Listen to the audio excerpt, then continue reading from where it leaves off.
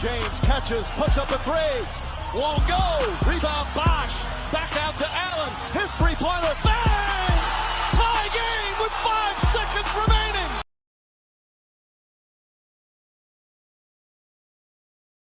Pleasant good evening to everybody. Welcome to another episode of the Lewis Sports Network. It is your boy Lewis coming back at you once again with another heavy hitter live stream and yet another video. Make sure to smash that like button, hit that subscribe button, make sure your notifications are turned on. Make sure you guys are sharing this on your social media platforms. Truly appreciate it. It is Monday evening. How is everybody? We got the Cleveland Cavaliers against the Sacramento Kings. They are in Cleveland, but as you can see by my background, I got the Cavaliers in the Kings background looking like if they're in Sacramento, but no, they are in Cleveland. But again, salute to Kings fans and Cleveland fans everywhere around the world and here in America, in Cleveland and in Sacramento, California.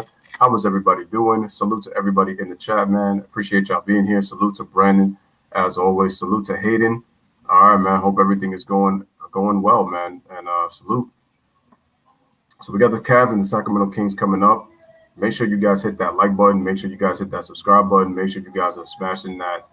Continue to smash that like and make sure you guys share this video, man. Truly appreciate it. The game is going to be starting at just about a little bit after 7:30. I'm thinking looking like 7:35 Eastern time, anywhere from 7:35 to 7:40. So how's everybody doing? Long time no see.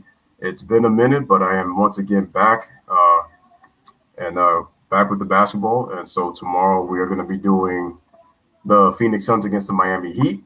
So can't wait for that. Apologize if I'm looking a little bit glitchy. So I apologize for that. Gonna have to check my internet connection, so I'll be making sure that whatever's going on, I'll try to get that fixed as soon as possible. But okay, man. So basically, when they're comparing two teams right now, as we get ready for the pregame, Sacramento is last in the league in allowing points in the paint. They allow 53 points per game in the paint, while the Cleveland Cavaliers are actually fourth in the league in scoring points in the paint. They average 53.5 points per game in the paint. So they make a conscious effort of going inside. So that's what they do best. And real quick, before I get the salutations, as I continue out the way, shout out to Ryan. Appreciate you coming on through. Let me say this real quick.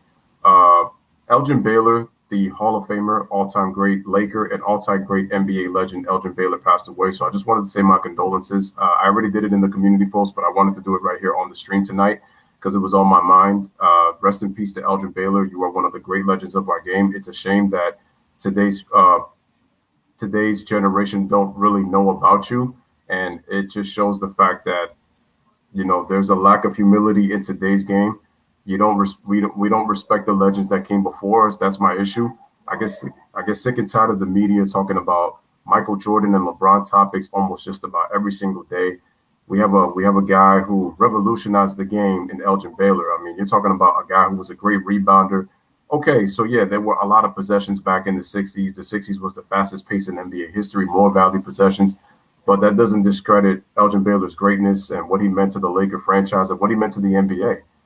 You're talking about a guy who was one of the revolutionary players that actually played in the air before you see guys like David Thompson and, you know, and Jordan and obviously Dr. J and Dominique Wilkins, you know, all of those great players, you know, that ended up taking their game to the next level, you know, in the air and were pioneers in their own right. But it's like it all started with Elgin Baylor.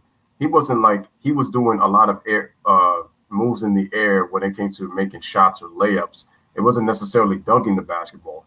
Guys like Dr. J and those guys, they took it to a whole new level. But again, man, the fact that he doesn't get it, it took him so long to get a statue. And I think a part of it has to do with the fact that he didn't win championships, you know, but it's still, it's a shame. There's other great players who have not won a championship, but they kind of get much more credit and are more recognized, you know, with the respect that they deserve, even though some of those guys even get trashed too. So that's what I just can't stand. It's call from 800 service. You know, so my fault. But so, you know, like I was saying, man, it's like, you know, we need to respect. And the funny thing is, you know, Elgin Baylor was one of those guys that he actually loved the players in today's game. He talked about guys that he enjoyed watching. So he wasn't a guy that was salty about today's generation. He gave respect to the game with those guys. So the fact that it took him such a long time for the Lakers to get him a statue is ridiculous. The fact that we rather talk about Michael Jordan and LeBron James on a day-to-day basis, and we don't talk about a guy like Elgin Baylor. I wonder if the media is going to cover this tomorrow. And the answer is going to be no. Maybe ESPN, maybe the four-letter word, maybe they'll cover it. But for the most part, it's just downright pitiful that one of our greats, doesn't get the respect that he deserves, and it's a crime, man. It's a damn shame. It's a real damn shame. You're talking about a guy who I think is in the top. I think he's in the top 5 all time. Shout out to Karam in the building. Again, guys, make sure to like the video. Make sure to share. This guy, he has a career average of nearly 28 points per game. Let that sink in. Also, he averaged, I think, 13 and a half rebounds per game in his career. Let that sink in as well. So he was one of the more dominant all-around players of his time. So that's what makes him so influential and so, groundbreaking in his time. I mean, we ain't never seen a player like him, coming to the NBA. And this guy played the 3. I mean, he had 2 seasons back-to-back where he averaged over 34 points per game and 18 and a half rebounds per game. And again, I know it's the 60s. I know there were more possessions back then, but, that's still crazy. Even like when Oscar Robertson averages the triple-double, that's crazy because you have to understand something. We cannot fault those players for being born in their time period. We just can't. So definitely got to give respect to these guys. So it's amazing to me. And this is why there's always going to be a back and forth between the old and the new heads. A lot of the old heads are really upset, really more so. It's because a lot of it has to do with the money, especially with the way the guys played back then. And the fundamentals part of the game is not really in the league. You look at the lack of post play, you look at the lack of mid range. It's just there, but it's just you don't see it on a consistent basis. It's all about the 3 ball. So that's the thing that a lot of these guys are upset about. But then you also have the new school players disrespecting the old school. And I was like, yo, you really got to understand your history, show humility to the guys that came before you. And I think that they'll respect the players back. There's very few guys respecting today's players. Larry Bird is one of those players who, as much as people try to forget about him, he's one of the greatest to ever play. And he makes sure to give them to give respect to today's players. And he would love to play in this era. So it's crazy. Shout out to Toby Bartlett in the building. Appreciate you, man. So we're going to get ready to be doing this game. Obviously, these are 2 teams that are pretty much struggling right now in the standings. If we look at the Cleveland Cavaliers, they got off to that great start. But the thing is, I said before, I knew that they were going to come back down to earth. Real quick, just a little bit of football news. I'm excited for this. I heard that the New York Giants agreed in terms of getting Adoree Jackson. I'm super excited about that. Just wanted to get that out the way. Also, we were able to get Kenny Golladay on a 4-year deal. I'm super excited about that. I cannot wait to see the Giants play. I can't wait to see what Adoree Jackson does in our defense with Patrick Graham. I'm super excited for that.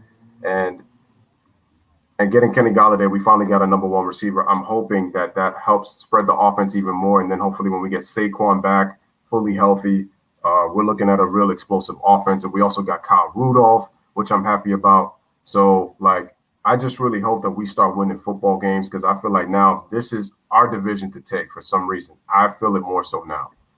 I mean, with the moves that we just made, and the funny thing is, Adoree Jackson was actually being recruited by Jabril Peppers, from what I heard. So, big ups to Jabril on the recruitment process, and we was able to get him. So I'm really happy, man. This guy has the potential to be one of the best secondary players in this league, one of the best shutdown corners in the league. He has that kind of potential when I looked at the tape. And then with Kenny Golladay, it gives us such versatility on offense, man. You can put him in the slot, put him in the outside. He's a good physical receiver, does a really good job of getting separation. I'm just excited with what we got. And then getting Kyle Rudolph, a really nice, solid tight end, to back up with Evan Ingram. So now we could go with 2 tight end sets if we want. I can't wait, man. I can't wait. So I heard that Adoree Jackson is signed a 3-year deal worth $39 million. So that's good that we got him for these, for that amount. So like I said, I can't wait. Now we just got to put in the work, and hopefully we can become a much better team. I'm not guaranteeing Super Bowl or anything like that, but I really feel like we got a nice team if we can stay healthy. We proved that we could defend. So now it's just a matter of evolving as an offense. If we can do that with the speed that we have, offensively, hopefully Daniel Jones could take that next step, and I really feel like we could be something. Okay, back to the game, back to the basketball game. So yes, we got the Kings and the Cavaliers. Salute to Kings and Cavaliers fans everywhere, right here on the Lewis Sports Network. Again, make sure to like the video as you guys come in. We're getting ready for the pregame, and super excited to do this one. So Sacramento is 17-25 right now, while the Cleveland Cavaliers are 16-26. And from what I saw, there were a lot of game time decisions for the Cavaliers. Let's look at the injury reports. So for Sacramento, they've won 2 out of their last 3 games, but they just lost to the Sixers by 24. It was an embarrassing 24-point loss. We are at the Rocket Mortgage Fieldhouse here in Cleveland. They've lost 4 of their last 5 since the All-Star break, so that hasn't really been much better for them. All right, so Marvin Bagley, he has a metacarpal fracture. We have Chimezi Medu, he has a right wrist fracture, and Jaminu Ramsey, right hamstring. They are all out. Darius Garland is questionable tonight with a right quadricep contusion. Dellavedova had appendectomy. Andre Drummond is out for personal reasons. Kevin Love has right calf soreness. And Taurean Prince, they are all out. So the starting lineup for the Sacramento Kings is going to be Buddy Hield, Harrison Barnes, Rashawn Holmes, Tyrese Halliburton, and De'Aaron Fox for the Sacramento Kings. For the Cleveland Cavaliers, we got Isaac Okoro, Larry Nance Jr., Jared Allen, Colin Sexton, and it looks like Darius Garland is going to play tonight, even though he was questionable coming into this game. Steven Silas was crying after Houston lost 20 games in a row. Houston's they're just a bad team. It's a really bad team. I'm sorry. It's a really bad team. I didn't expect the Houston Rockets to be this bad, but they're just a bad basketball team. There's just no other way to put it. I didn't think the Rockets would be this bad. I really didn't. And like I said, even if James Harden decided to leave that team, he was unprofessional about the way he went about it. He literally quit to leave, especially when he had a lot of help and he didn't get the job done as a number 1 guy. And like I said before, I always give him credit for taking the Rockets to the playoffs and carrying them in the Western Conference through the regular season. But I'm sorry, they just don't have really any direction through the Houston Rockets. So although James Harden is right, he still was unprofessional and forced his way out of Houston. So that's not cool. So I'm sorry. I can't give him a pass for that. I don't care if he's a superstar, if he's an all-star, if he's a great player or not. Even if you are wrong, even if the Rockets organization is showing that they clearly are in the wrong, still don't do that. Okay, we got Colin Sexton. Wow, he's averaging 27 points this season. So is De'Aaron Fox. All right, man. So we are coming up next. We got the Kings and the Cavaliers coming up right now on the Lewis Sports Network. Smash that like button. Make sure to hit that subscribe as you guys come in, man. Salute to everybody. Salute to Kings fans everywhere. Yeah, the fact that the Houston Rockets have lost 16 out of their 20 games by double digits is just downright pathetic. Salute to G Money in the chat. All right, let me just go to basketball if I could. There it is. Looking for I decided to give myself a new app.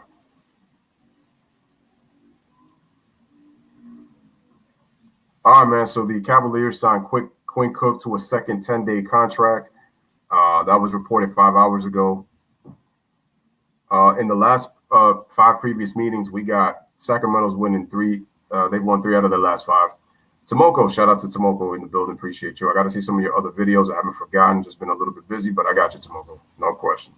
Karav says, I hope the Rockets fall out of the top 4 on draft lottery, right? And the Thunder get their pick. We'll see, man. The Toronto Raptors. I said that about Toronto as well. But,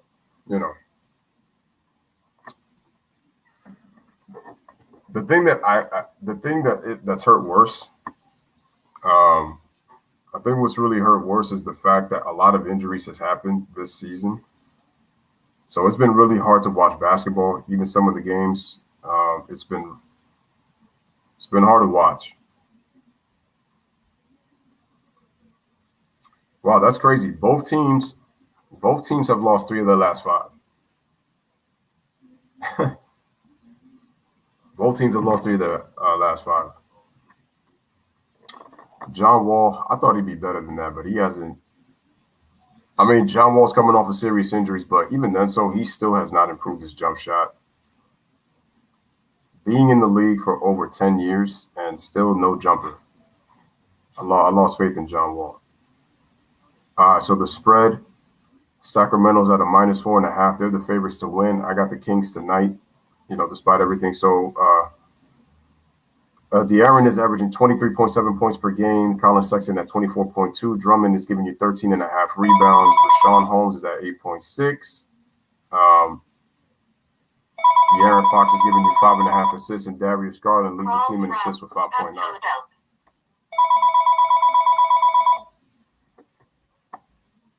So we just took another commercial break, so the game should be starting pretty much in just a little bit.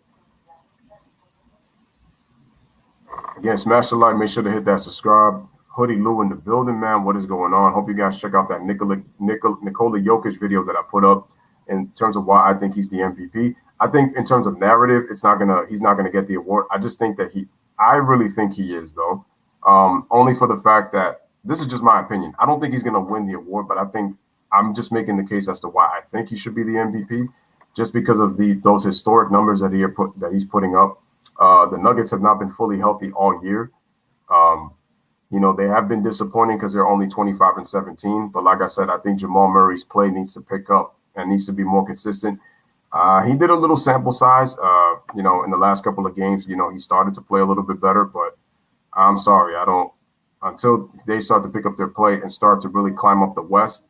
I don't know, man. Joel Embiid, the thing was, he was my MVP as of right now, but the problem is Embiid is missing too many games. And we already know about LeBron. He got injured, and he's supposed to be out for a month. So that just hurt his MVP chances because he's missing that many games.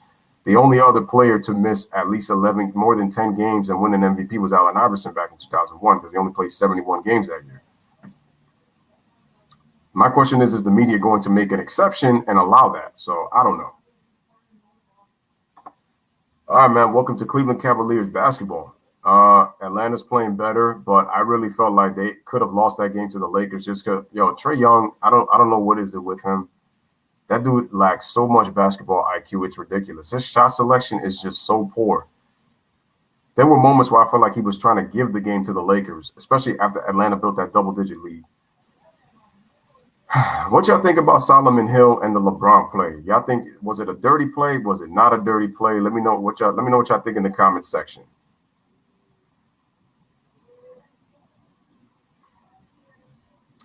Damn, I want to see the box score.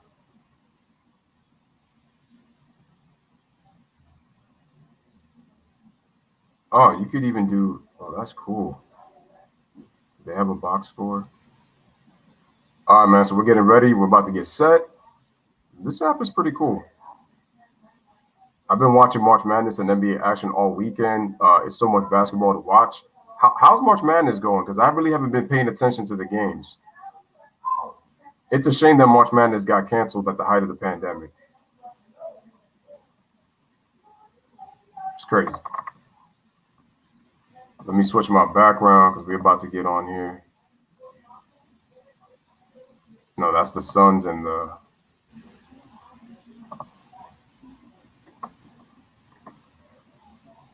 once again, we're just waiting for the opening tip as we get ready. So should be starting in a bit. Again, smash that like, hit that subscribe, folks.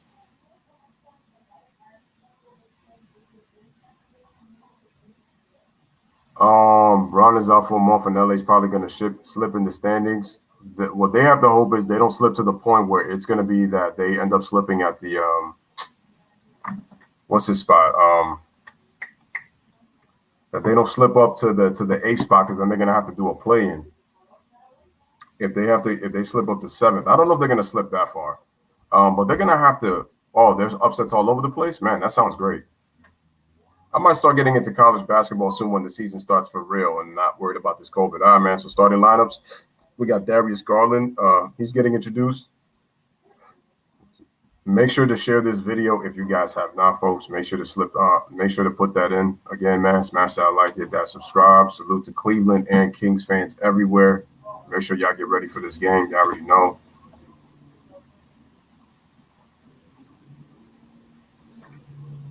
Man, there's Jared Allen right now as they introduce him. All right, man, so that's good that I'm hearing upsets all over the place. That's what's up. Okay, the Lakers are stupid. Why would they put Montrezl Harrell in trade talks after you acquired him from the Los Angeles Clippers? Listen, the Lakers are a dumb organization if they decide to trade Montrezl Harrell. He's been one of their few bright spots all season, despite injuries to Caruso, to Schroeder, to AD, and now to LeBron James. You get rid of Montrezl Harrell, then what's the point? What was the point of bringing him back? What was the point of bringing him? Because all I heard was they stole him from the Clippers. All right, man. Sacramento Kings starting lineup. We got De'Aaron Fox, Tyrese Halliburton, Buddy Hield, Harrison Barnes, and Rashawn Holmes. Like I mentioned for the Sacramento Kings, smash the like, hit that subscribe. It just makes no sense. I don't know what the Lakers are thinking right now. That's just really stupid. Oh no, I know the real reason why. I know. For the Cleveland Cavaliers, as there's head coach Luke Walton, who actually finished his career with the Cleveland Cavaliers. Luke Walton needs to get fired for the Sacramento Kings. Hayden says game at the best time. I'm not sure what you mean by that. Can you kind of clarify? I mean, Aaron Gordon really hasn't been doing anything. Too inconsistent, and now he wants out from the Magic. No surprise there. They need to really build around Markelle Fultz and around Jonathan Isaac at this point. They need to really have a fire sale for their team. It just has not worked out. Their pieces don't fit. They don't really have enough firepower. They're an inconsistent basketball team. They need to blow it up and just build around Fultz and build around Isaac. Hopefully those guys can stay healthy to where they can probably build around them. But again, they need a superstar. They don't have that. I thought Aaron Gordon was going to be an all-star player, not even close to that. Not even close. So they need to get rid of all those players. Fournier, they need to get rid of Vukovic. They need to get rid of Aaron Gordon. I thought DJ Augustine was bad that they let go, which I thought didn't make any sense on their part. Same thing with Milwaukee, letting him go. Yeah, so Chimezie Metu out with the wrist. Ramsey's out with the hamstring. Metacarpal fracture for Bagley III, as I mentioned. Dellavedova had appendectomy. Kevin Love is still out with the calf. And Taurean Prince has a shoulder injury. Oh, Hayden says he was right at the right time for coming to this game, man. Again, salute to everybody. Getting ready for the opening tip. So we get the pleasantries out the way, and we are ready to start here in the Rocket Mortgage Fieldhouse here in Cleveland, Ohio. Here we go. Center court. Jared Allen tips the ball. Cleveland Cavaliers get the opening tip. Smash the like, hit that subscribe. All right, man. So here is Darius Garland, brings the ball up right now at the top. Then gives the ball over to Isaac Okoro. Isaac Okoro starts to dribble, can't find anybody. Then gives the ball over to, trying to see who that is. Looks like that was Darius Garland. Then he gives the ball over to Jared Allen. Colin Sexton gets over for a second. Jared Allen goes into the post, bangs into the body. He goes with a running hook on Rashawn Holmes, and he puts it in. And Cleveland takes a 2-0 lead to start, man. Smash the like, hit that subscribe, man. Share on social media platforms. All right, man. So we got De'Aaron Fox having a great season right now. Gets the ball from Harrison Barnes right back to him on the left side of the court. Gives the ball to Barnes, comes off the screen. Barnes with a hesitation. Barnes gets to the middle. He starts to kick it out, puts it inside the Rashawn Holmes for the layup, and he scores it. Nice play by him. And we got ourselves a tie score at 2, man. Salute everybody in the chat. Like I said, smash the like, hit that subscribe. Colin Sexton gives the ball over to Darius Garland. Darius Garland with the move. He goes up, shoots it off the glass, and he scores again. He scores for the first time. Cleveland takes a 4-2 lead to start. Make sure to like this video as you guys come in. All right, as I say that, De'Aaron Fox shoots a jump shot, takes a step back, and he's able to knock it in, and we got ourselves a tie score at 4. Make sure to like the video as you guys come in, folks. Let's get more fans in here. Sacramento Kings and Cleveland fans everywhere, man. As I say that, jump shot taken by Jared Allen just below the free throw line from 5 feet, but he can't hit. And the rebound is off to Sacramento. Here's Buddy Hield. Comes off the screen, gets the ball back, shoots a three-pointer, drains it. Damn, every time somebody hits a shot, I got to change the score already. Sacramento now takes their first lead of the game. They lead 7-4. Smash the like, hit that subscribe. Share on social media platforms. Hold on, my screen just. Hold on a second. We'll get back to it in just a second. All right, there we go. Okay, as I say that, beautiful move by Colin Sexton getting to the paint, and he's able to score, and we got ourselves a 7-6 basketball game, man. Smash the like, hit that subscribe. Here is De'Aaron Fox with the ball. De'Aaron Fox penetrates, gets all the way to the rack, tries to kiss it off the glass. He can't hit. Rebound is to Larry Nance. Larry Nance gives it over to Sexton. Sexton with the ball. Hesitates. Dumps it beautiful inside, and he scores in the paint. Cleveland retakes the lead. They're up 8-7. And what do we talk about, folks? Cleveland, number 4 in the NBA in points in the paint. Sacramento, They are worst in the league in points in the paint allowed at 53 a game. 8-7 is the score. Cleveland up by 1. All right, Tyrese Halliburton goes with the floater. And I really like the way this kid has played this season. He scores. Sacramento really takes the lead. They're up 9-8. Smash the like, hit that subscribe. And just like that, we got ourselves an early timeout by Bernie Bickerstaff. And we are going to go into the commercial break. 9:19 in the first quarter. Right now, Sacramento up by 1. They lead by the score of 9-8. You're watching the Kings versus the Cavaliers here at the Rocket Mortgage Fieldhouse on the Lewis Sports Network as we go to commercial. So let's see what's going on in the chat, folks. Smash the like, hit that subscribe. Shout out to Ron in the building. Appreciate you. This is the era that we're in. Brandon says Lakers putting Harrell trade talks is one of the many stupid moves that they've made this season. I don't understand what the Laker organization is doing. They're really stupid. Why did you bring a guy that you signed for $9 million a season to all of a sudden get rid of him? I don't understand that. Chat it will be an upset if Michigan gets eliminated in the tournament. Oh, absolutely, because they got the team to go to the Final Four. Heck, probably even the national title game, depending on who they play. You know, it's always about matchups, man. That's what I love about college basketball. Much more passion. The upsets are always crazy. I feel bad for LaMelo. He may be done for the year with a fractured wrist. He was having a good rookie year, and I think the Hornets are going to miss the playoffs. What happened to LaMelo was very unfortunate. Yeah, he ended up fracturing his wrist. Devontae Graham could be a Knick or Pacers soon. Yeah, I heard Devontae Graham is in trade talks. The Knicks do want Devontae Graham.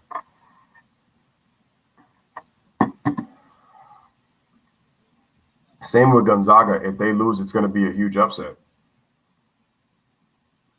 The only reason I don't do college basketball is because there's just so many teams to cover. Like, at least with basketball, it's 30 teams. But college basketball, and I like college basketball. I love March Madness, man. It's my favorite time of the year in college basketball. But there's just so many teams to cover around the country. You know, when you talk about teams in the state and then the cities that they play in as well. So when you consider all of that, it's a lot, man. It's a lot. But it's fun to watch. Okay, guys, make sure to like the video as you guys come in, man. Lewis Sports Network giving you Kings Cavaliers here in Cleveland, Rocket Mortgage Fieldhouse. Hope everybody's enjoying themselves, having a good time, as we always do here on the channel. I'll be back tomorrow with some more basketball. Suns and Heat at 8 p.m. Make sure y'all pull up for that. Yeah, make sure to hit that like. All right, man. Sacramento, we're back to live action. Sacramento leads 9-8. Man, that's a beautiful chick right there. What's her name? Angel Gray? I'll have to check her out. Lewis, what's your opinion on Blake's first dunk last night? No big deal. I mean, I know it was the first dunk since 2019, but I'm not going to make a big deal out of that. Honestly, it's nothing. I heard some anonymous fans get all upset because he dunked the ball. They're like, "What was this 2 years ago?" I'm like, "Why y'all so butthurt?"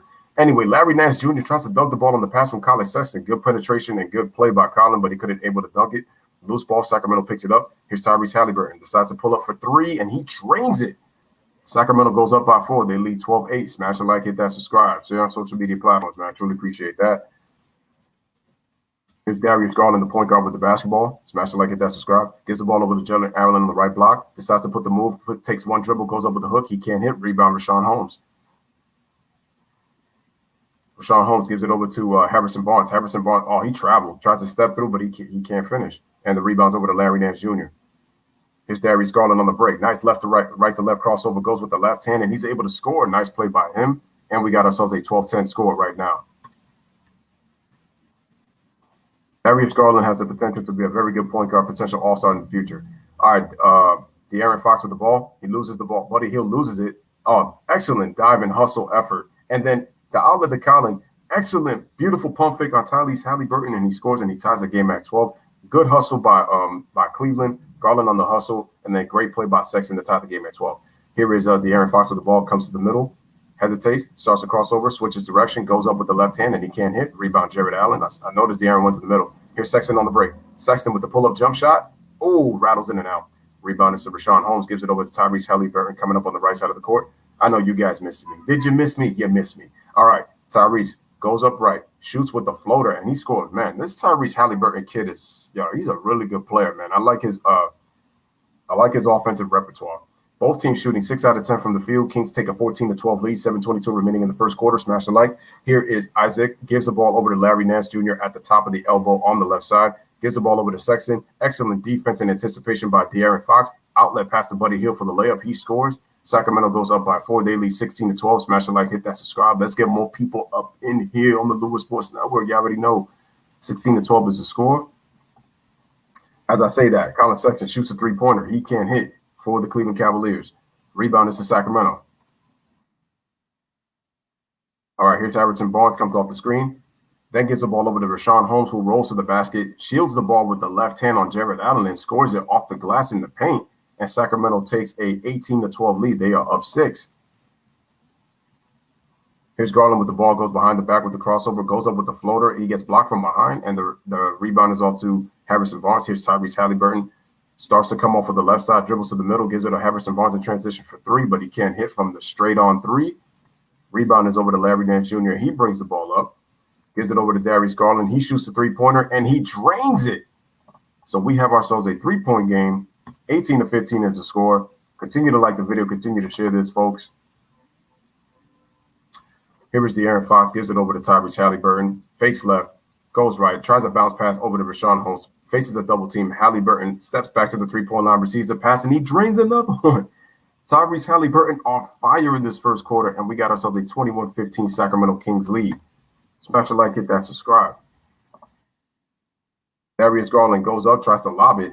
Looks like Jared Allen got pulled by the arm, but no foul call. Here the Kings on the break. Halliburton pulls up for 3, hits the top of the rim. Harrison Barnes on the putback slam, and he's able to score. Sacramento takes a 23-15 lead. Here is Colin Sexton with the ball. Smash the like, hit that subscribe.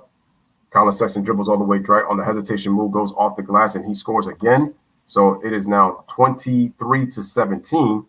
We got a fast-paced game right now, early first quarter. As I say that, De'Aaron Fox takes it all the way to the basket, and he draws the foul on Larry Nance Jr. trying to attempt to block the shot. So he's going to go to the free throw line to shoot 2.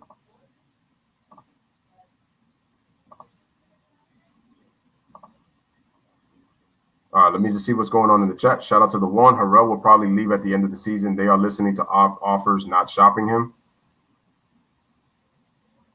Well, I heard he was in trade talks, so I don't know, if they happen to do that, didn't he sign a 1-year deal? I believe he signed a 1-year deal. Was it a 2-year deal?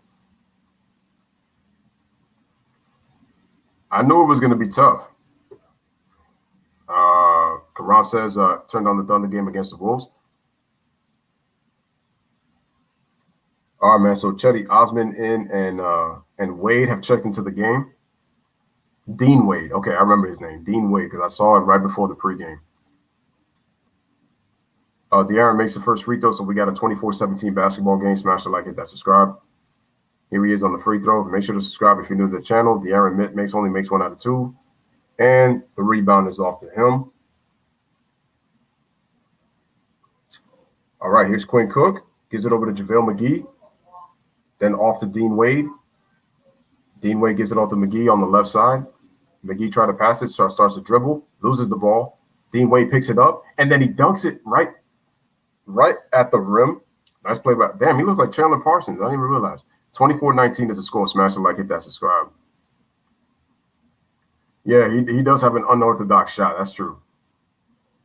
All right, man, De'Aaron Fox with the ball. He gets it deflected. De'Aaron Fox with the spin move goes up into the paint. He gets the basket, counted, plus the foul.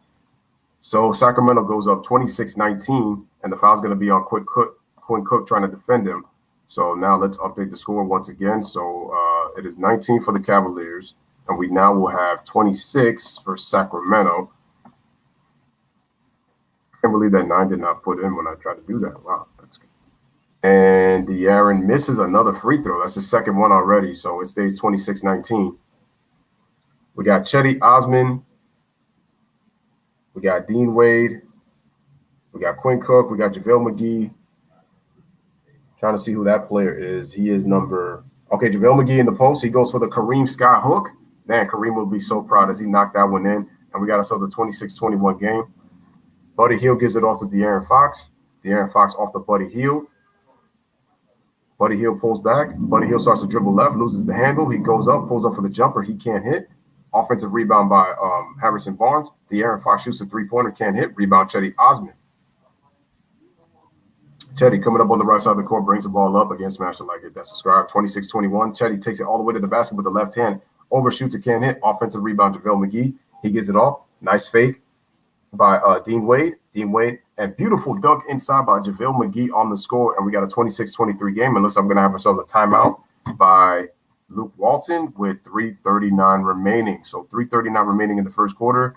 On this next commercial break, score is Sacramento 26 and the Cleveland Cavaliers 23 right here on the Lewis Sports Network. Once again, salute to everybody in the chat.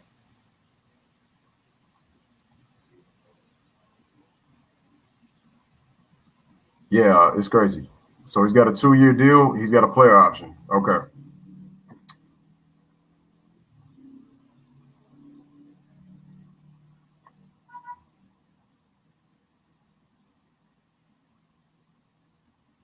Let me ask you guys a question. Who you guys, in your opinion, is the MVP of this season? No. Don't worry about it. It's all good, Brandon. It tends to happen sometimes. It happens, man.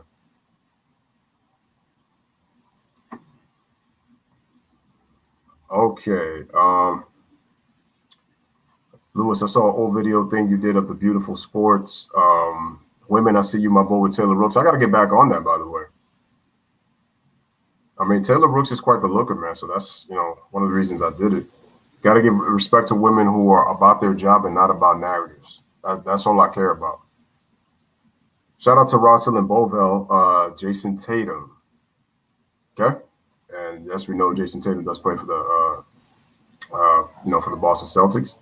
Or are you saying that Jason Tatum should be MVP? I would like for Jason Tatum to have a chance to be an MVP, but with the way the Boston Celtics have played this season, I just don't know if that's going to happen. I don't see it. Boston's been very disappointing. Jason Tatum's going to have to really pick up his play, and Boston's going to have to play that much better. They're going to have to get themselves at the top of the Eastern Conference, because I think the Knicks have a better record than they do, which I did not think was going to happen. Brandon says, I got Embiid until he got hurt. I'm pulling for Jokic. You might be surprised by what I'm about to say. Joel Embiid, I had Joel Embiid before he got injured. I got the one that's going to knock your socks off, man. I'll send you one right now, my boy. All right. Rosalind, yeah, I mean, I get Jason Tatum. I mean, he's not really carrying like that because Jaylen Brown is having a great year too. So I don't think that Jaylen Brown has been off. Jaylen Brown made the All-Star team this year. And as a matter of fact, he's actually been more efficient than Jason Tatum. I say that Jason Tatum is the best player on the Boston Celtics, but Jaylen Brown's been the more efficient player on the Boston Celtics. If you look at his numbers, I mean, he's got career highs in assists, field goal percentage, free throw shooting, points per game. Luke Walton had 12 assists in his last career NBA final game, in his last NBA career game. Again, guys, make sure to hit the like, make sure to hit that subscribe. All right, man. Corey Joseph with the ball. They give it over to Bielitsa, over to Tyrese Halliburton. Gives it over to Bielitsa. I haven't seen him play in a while. Tyrese Halliburton with the ball. They give the ball to Bielitsa. Bielitsa then goes inside to Halliburton. Then they give it over to Hassan Whiteside. But then Corey Joseph comes back, and then he just knocks down the three. And shout out to Rossin, who says she is from Boston. Okay, salute to you from Boston. No problem. So we got a 29-23 Sacramento Kings lead. Again, guys, like the video, share the video. Make sure you subscribe if you're new to the channel. Sacramento up by 6. And then as I say that, we got ourselves a score by JaVale McGee. JaVale McGee's cooking the minute he got in, 29-25. Not sure like it, that subscribe. Corey Joseph with the ball, gives it over to Bielitsa. Bielitsa gives it over to Hassan Whiteside. Whiteside looking, beautiful play by Corey Joseph, cut into the basket. Beautiful give and go basketball right there. Sacramento now leads 31-25. First quarter action right now. All right, so JaVale McGee gives it over to nice layup. Nice layup by Windler. So he's able to go to the basket. And it's a 31-27 basketball game. Smash it, like it, that, subscribe. Bielitsa with the ball, gives it over to Corey Joseph. Corey Joseph comes around, gives it over to Bielitsa. Bielitsa, right wing, shoots a three-pointer, can't hit. And the rebound is off to JaVale McGee. Here comes Quinn Cook. Quinn Cook with the ball. Left side, tries to go behind the back, goes over the screen. He shoots a three-pointer, and he drains it. All right, so Quinn Cook knocks down the three. We got ourselves a 31-30 basketball game. Tyrese Halliburton gives the ball over to Bielitsa. Bielitsa holding the ball. Decides to shoot the three-pointer, and then he drains it. Sacramento leads 34-30.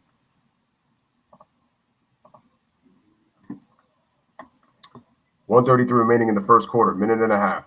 The ball is given over to Chetty Osman. Quinn Cook gives the ball over to JaVale McGee at the top of the free throw line. Then they give it over to Dean Wade. Dean Wade fakes. He goes to the right. Beautiful pass inside to JaVale McGee, and he draws a foul, and he's going to go to the free throw line to shoot two.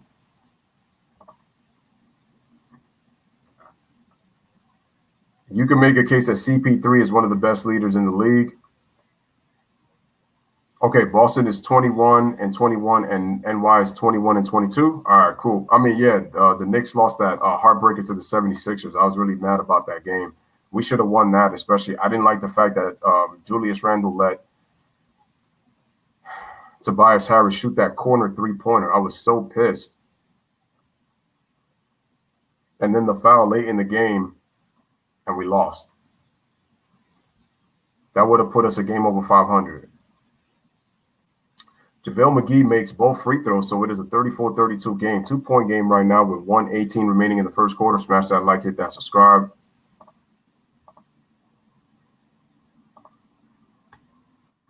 All right, man, as I say that, man, Tyrese Halliburton with the basketball. Tyrese Halliburton trying to drive on Chetty. Chetty's playing good defense. Gives it to Bielitsa. Bielitsa with spin. Spins over with the left shoulder. Can't hit. Rebound is off to JaVale McGee. Here comes Chetty. 1 minute remaining. Chetty, beautiful Euro step move, gets into the lane, and he ties the game at 34. Beautiful move by him. All right, man, so here is Corey Joseph with the ball, gives it over to Bielitsa. Bielitsa then gives the ball over to Whiteside. Whiteside not paying attention, and good hands by Dean Wade with the steal. Wow, tough pass. And then Corey Joseph had no choice but to foul as Chetty throws up a wild shot. But he's going to go to the free throw line to shoot two.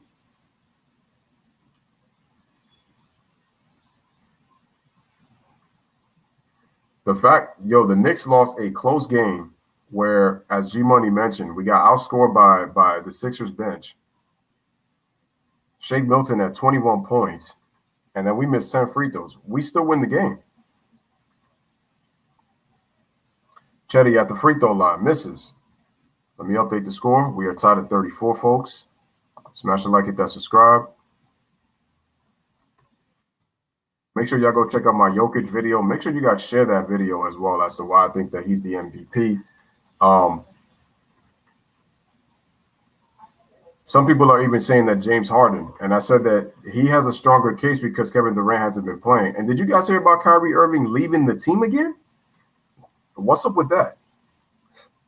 Corey Joseph with the ball, tries to go to the basket. He actually gets the and one, so the foul's going to be on Quinn Cook. They actually call continuation on that play. And so Sacramento's going to retake the lead after Cleveland went up 35-34. It's now 36-35. No, actually, no, they nullified the basket. Okay, Corey Joseph, beautiful pass inside to Whiteside. He actually pushed off, but they don't call the foul. And Sacramento goes back up. They lead 36-35. It's almost if like the scorekeeper knew the score was going to change right before that. Must be psychic. All right, Sacramento is up by 1. We got about a 5-second difference between shot clock and game clock. High scoring first quarter for both teams. Smash the like, hit that subscribe. It's Colin Sexton. Checks back in. Beautiful ball fake. Tries a reverse layup. And the ball goes out of bounds. And Sacramento will get the ball. They did not call a foul. And that's just the way that it's going to end for – oh, no, I'm sorry. That was Quinn Cook. My bad. I said Colin Sexton. My bad. They just have the same hair. Same hairstyle, I should say. All right, man, we got 7.4 seconds remaining. Darius Garland back into the game for the Cleveland Cavaliers. Oh, I'm sorry, no, Isaac Okoro is back into the game for the Cleveland Cavaliers. Bielitsa with the inbound. They give it over to Tyrese Halliburton. Halliburton goes behind the back. We got 4 seconds remaining. Faces a double. He gets a switch. Takes it all the way to the basket. Bielitsa with the fake. He gets it off. Does he get the basket? Does he get the basket? He scores it, but does he get the basket?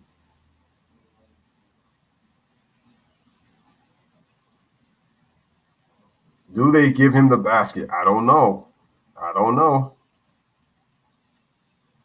I guess they didn't give him the basket. So at the end of the first quarter, high scoring first quarter, Sacramento 36, Cleveland 35. You're watching the Cavaliers versus the Kings at the Rocket Mortgage Fieldhouse, right here on the Lewis Sports Network. Smash the like, hit that subscribe, make sure to share on social media platforms. Truly appreciate that. Shout out to Ryan, my boy, appreciate you. Jay's Jeff, shout out to Jay Jeff in the building, appreciate you, no doubt.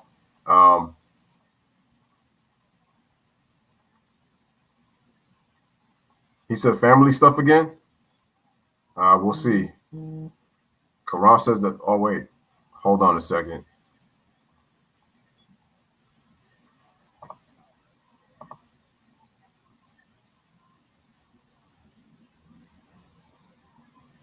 Nah, I mean, the thing is they weren't going anywhere with Blake Griffin, Ryan. So nah, I don't think Jay's pissed off about it. I doubt it. It's time that they worry about the young guys. Blake wasn't really doing nothing on that team anyway. Andre Drummond wasn't doing nothing on that team for years. So appreciate that, Jay. We got Kenny Galladay. We just signed a Dory Jackson. Did you hear about that, Jay? We just signed a Dory Jackson. And we also got Kyle Rudolph. I'm excited about my team, man. I'm excited.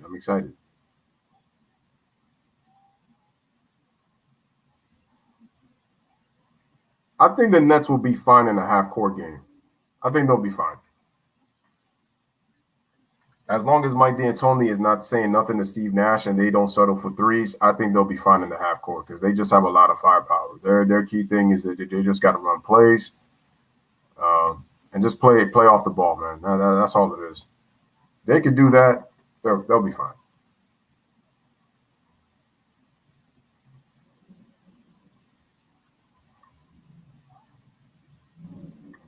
Okay, let me just check out the images my boy sent. I think I've seen her before. I mean, my man Ryan out here, player out here. I think I've seen her before. Damn, who is this? Got some really nice ones out here.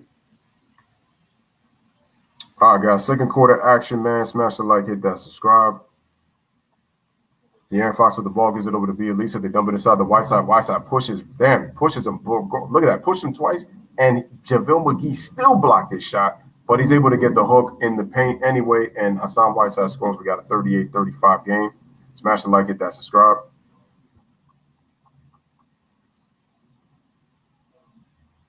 Oh, does she? I got to check that out. All right, man. So Chetty Osman with the ball decides to shoot the jump shot. He can't hit. And gets his own. Wow, Kings being lazy. Damn, but Chetty shot that ball too hard, man. He didn't need to shoot it so hard, man. The Kings got lazy. Nobody went after that rebound, and Chetty just stole it from him. 38-35, second quarter. Here is De'Aaron Fox. Gives the ball over to Bielisa. Tries to pass it into Corey Joseph. Another Kings turnover. 3-on-1 for the Cavs. Here's Quinn Cook. Beautiful pass inside the Dean Wade for the dunk. That was a very nice play. Very nice play. Didn't try to force it too much. And Cavaliers pull within 138-37. Smash that like, hit that subscribe, man. Let's get more people in here, man. Cavs and Kings fans. Here is De'Aaron Fox. Puts the pump fake. Has to give it over to Corey Joseph. Corey Joseph dribbles left. Corey Joseph kicks it out to an open. Wow. And we got a turnover. We got a turnover by Sacramento. Good job by Quinn Cook. Look at that. He got De'Aaron Fox in the air, thinking he was going to block his shot, and was able to score in the paint. That was a nice play right there. Quinn Cook with the ball, comes around the screen, shoots the jump shot, rattles in and out. I'm glad Quinn Cook is getting the chance to play because he was not getting no opportunities with the Lakers. Anyway, De'Aaron Fox takes it all the way to the rim, and he's able to score. Sacramento takes a 40-37 lead. Smash that like, hit that subscribe, ladies and gentlemen. Share on your social media platforms, man. Truly appreciate that. All right, man, as I say that, Quinn Cook with the ball, gives it over to Chetty Osman. Chetty Osman then gets over to JaVale McGee. Beautiful give and go. Nice pass inside the paint. He's able to score. Well, I'm glad he actually scored because now I didn't have to change my score so fast and then readjust. 40-39 is the score. Cavaliers already with 22 bench points. Terrible pass by Whiteside. Didn't even wait for his man to cut. And then Dean Wade gets open in transition, scores on the layup, and the Cavaliers retake the lead. They're up 41-40. So with 9:52 remaining, we got a timeout by Luke Walton. Unbelievable. just like that, Cleveland goes up by 1. The Kings are being very sloppy with the basketball. That's why they're turning the ball over right now. So we got 9:39 remaining in the second quarter for the first half. High scoring first half. It is a 41-40 Cleveland Cavaliers lead over the Sacramento Kings. Smash the like, hit that subscribe. So let's go into the chat. Like I said, I thought I was going to be worried about James Harden, but the real person that we got to worry about with the Brooklyn Nets is Kyrie Irving. That's going to be the key. I saw her grandma in the quick video, her recording herself in the hotel lobby, and you see an old man gawking over her in the back. Oh, man. Postseason touches may be a problem for Kyrie, Harden, and KD in the half court. It's going to depend, like I said, you have a good point to one because it's really going to depend on what Steve Nash and Mike D'Antoni are going to be running for their half court sets. We know that Mike D'Antoni is not a half court guru. We've seen it proven in the playoffs time and time again, especially with those Houston Rockets of his in the last couple of years when James Harden was on. So that's going to be the question. So the wild card in Kyrie Irving, is Kevin Durant going to be fully healthy? No.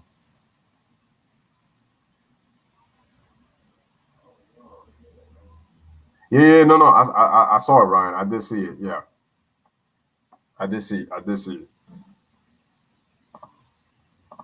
Again, folks, make sure to like this video. Make sure to share this video.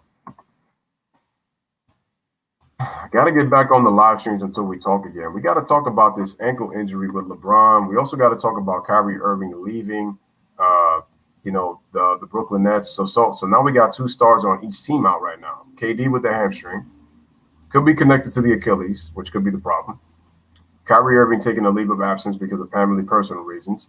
Some people don't believe that.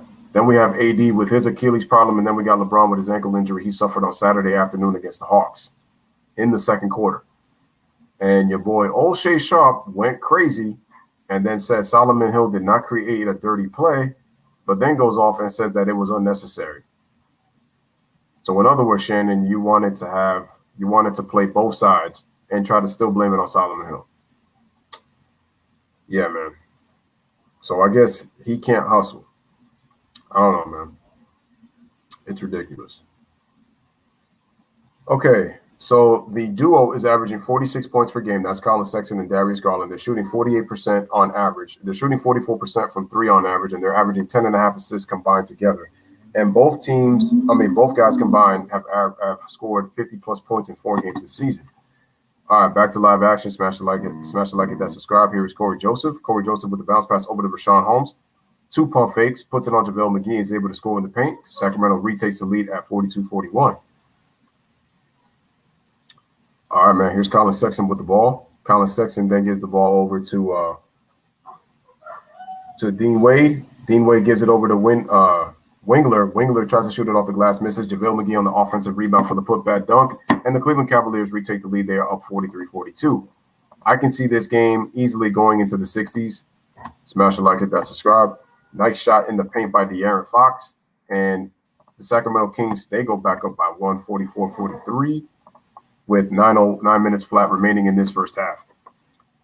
Colin Sexton dribbles all the way into the paint, then gives it out to Wingler, then gives the ball off to Colin Sexton right back. They swing it over to Dean Wade in the post inside the JaVale McGee. JaVale McGee looking, gives it over to Dean Wade, shoots a 3-pointer, can't hit, and the rebound is off to Harrison Barnes. Harrison Barnes dribbles it up on the left side, gives it over to De'Aaron Fox, who comes off from the left to the middle. De'Aaron Fox gets to the middle of the floor. He scores on the layup, and he's able to score. Kings take a 3-point lead. They lead 46-43. Again, guys, continue to like and continue to share this video. Let me know in the comment section if you guys have shared this video. Make sure y'all do that. Colin Sexton gets deep into the paint. JaVale McGee with a floating running hook, and Rashawn Holmes cannot handle the rebound. The ball goes out of bounds, and it will be Cleveland Cavaliers basketball. So De'Aaron Fox pulls it, and then he hesitated, so he caught Dean Wade napping, and then he was able to take him to the basket. All right, so we got an inbound by Isaac Okoro. Gives the ball over to Darius Garland, and then they beautiful give and go, nice play, and then Darius Garland actually gets fouled on the play.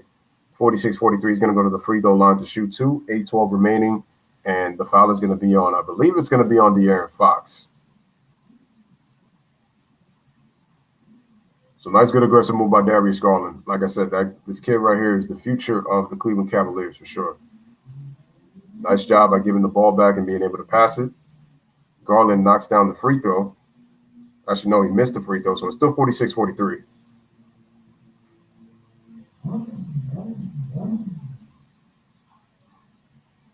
Yep, the Thunder young guys have been playing very well this year. Give them their props.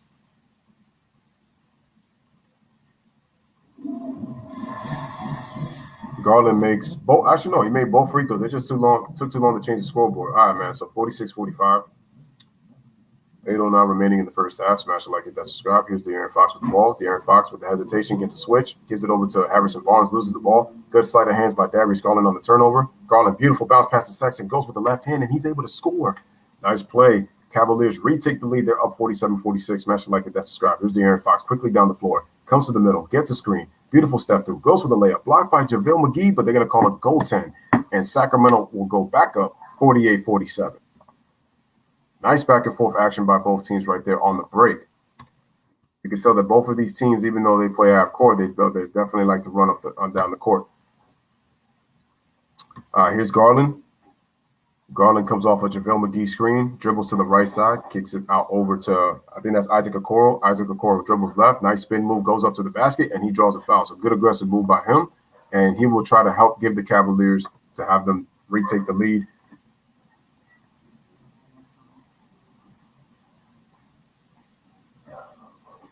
All right, man, so we got 7:29 remaining. Sacramento is up by 1. 48-47 is the score. Yeah. Isaac knocks down the first free throw, and we are tied at 48.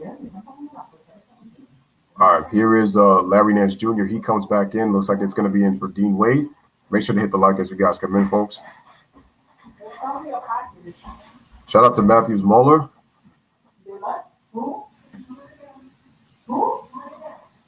Oh, all right, man. Smash the like, hit that subscribe, man. It's 49-48. De'Aaron Fox with the ball. They give it over to Buddy Hield. Buddy Hield back to De'Aaron Fox. De'Aaron Fox with the dribble. Kicks it out to Buddy Hield. Buddy Hield shoots a three-pointer. Can't hit. Shout out to Matthews. Hello. Appreciate you. Make sure to hit the like as you guys come in, and make sure to hit that subscribe.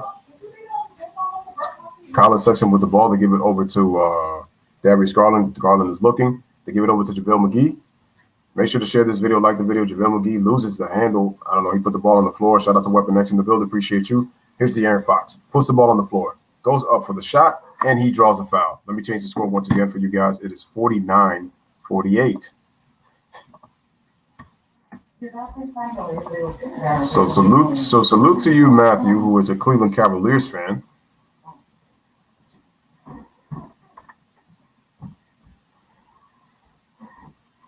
Again, guys, make sure to like the video if you have not yet. De'Aaron Fox misses another free throw. That's free throw number 3 missed for him. We got 6:53 remaining right now in the first half.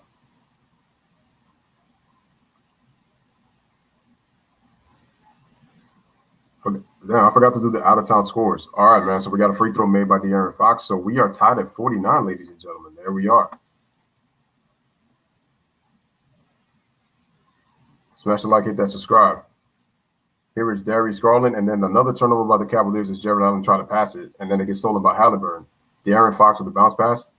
Nice job by Buddy Hield. Sets his feet, shoots a three-pointer in the corner, can't hit, and Rashad Holmes volleyball spikes it out of bounds, and the Cavaliers will get the ball back.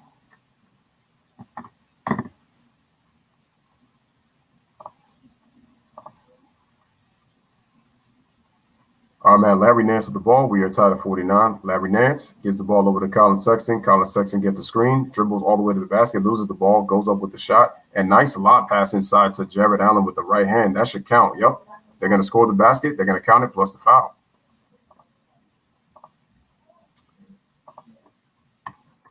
And Cleveland takes a 51-49 lead, so they are back up by 2. Again, folks, don't forget tomorrow we got the Heat and the Suns tomorrow at 8 p.m. Make sure y'all come check that out. Suns playing well. Coming to South Beach as your boy Jared Allen knocks down the free throw. So it is 52-49, 3-point lead, 6:12 remaining in the first half. Beautiful inside pass. Good ball movement by the Kings. Harrison Barnes finds it to Buddy Hield, hesitates, then shoots a three-pointer, but he can't hit. He should have shot it initially. That's why he struggled and didn't get the shot off. All right, man. Smash the like, hit that subscribe, man. So we have Isaac Okoro with the ball, dribbles left, try to hesitate and then take a jump shot on a jump stop. Couldn't. Gives it to Larry Nance Jr. Drives all the way to the middle. Then gives the ball to the right side over to Darius Garland. Darius Garland trying to put the moves. Dribbles left with the left hand, goes up with the left hand. He can't hit.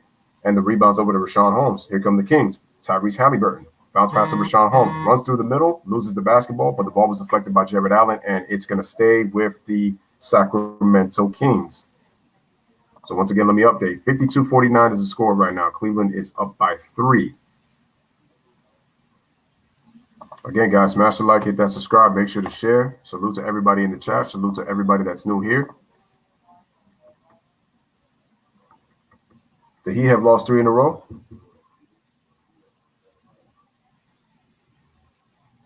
Ray Allen's issue is the loss of the post play in the mid-range shot. He likes the 3, but he likes a mix. That's Ray Allen's problem with today's era. Anyway, Colin Sexton goes with the step through. Excellent defensive play. Good recovery. Good block by Rashawn Holmes. Wow, Buddy Hield was not expecting that pass. Was able to recover it. Good extra pass by Harrison Barnes. Corey Joseph in the corner for 3, but he can't hit to give the Kings tie the game. Offensive rebound by Rashawn Holmes. Fakes twice. And he gets fouled by Jared Allen. Oh, they don't call a foul. They said the ball just went out of bounds. So Jared Allen does not get called for the foul. And so Sacramento is going to keep possession. Excellent transition defense by Rashawn Holmes. Recovery on that block shot. Buddy Hield with the ball. Sacramento down by 3. Buddy Hield comes off the screen, decides to try to tie the game with a three-pointer, and he drains it. G-Money talked about it. So with 5 minutes remaining, we are tied at 52. Buddy Hield takes a lot of three-point shots. Shot selection very porous, but ties the game at 52.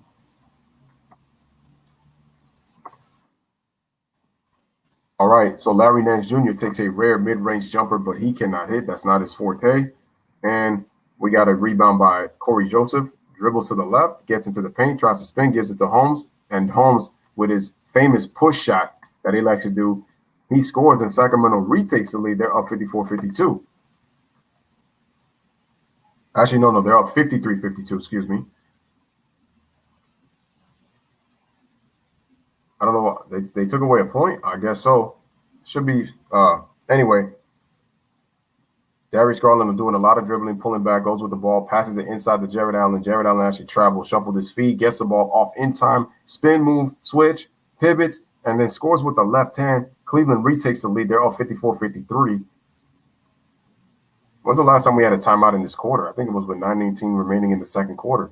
All right, man. Corey Joseph's giving the ball. He drives baseline, goes up with the pump fake, and he misses the easy putback layup off the glass. Rebound to Jared Allen. Outlet to Darius Garland. Garland loses the ball, and he gets called for a travel on a jump stop.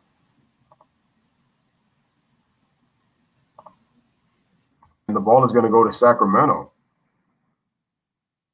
We have 3:41 remaining in the first half. Score, it's 54-53. Cleveland up by 1 over the Sacramento Kings. Smash the like, hit that subscribe. Here's Corey Joseph with the ball, gives the ball over to Buddy Hield. Corey Joseph goes with the dribble.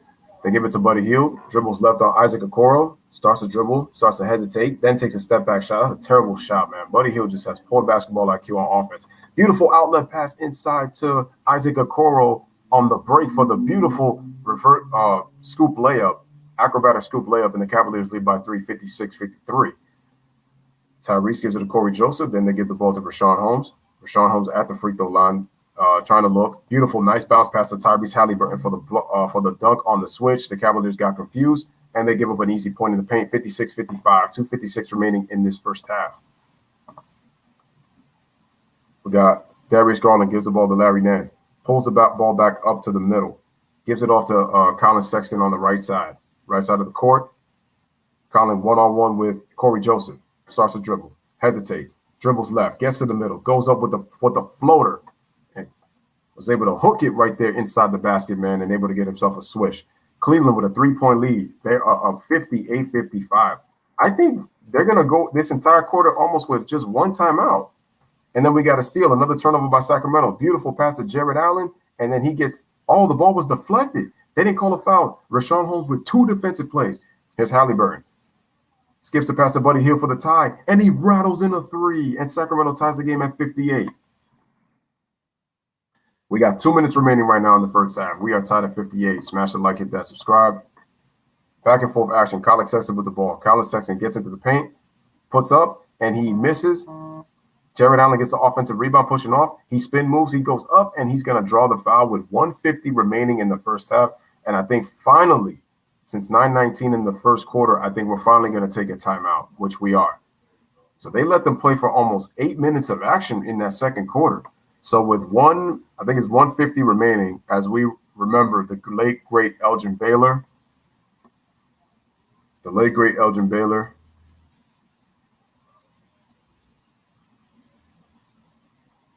So that's right. 1:50 remaining in this second quarter. We are tied 58. Make sure to like the video as you guys come in.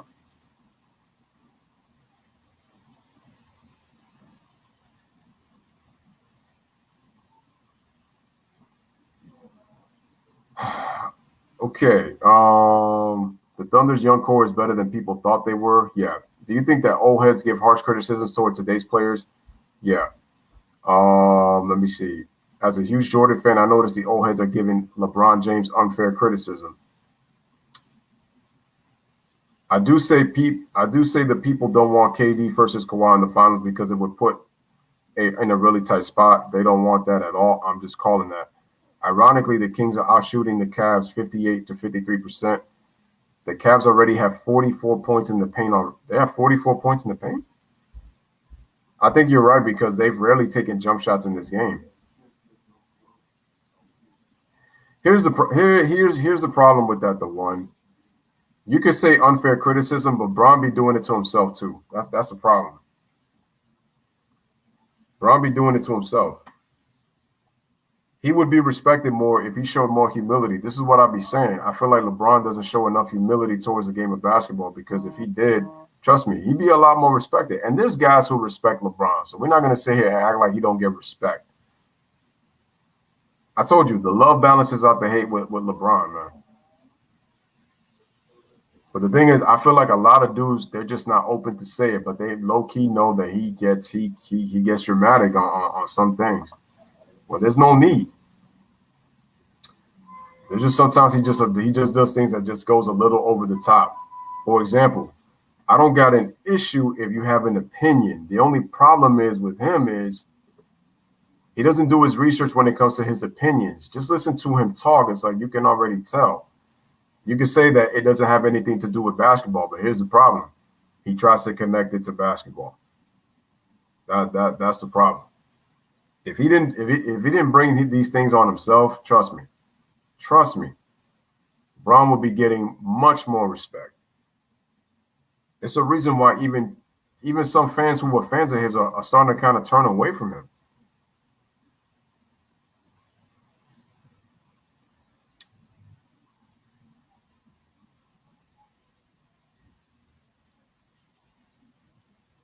Damn, the Justice League movie is 4 hours? Damn.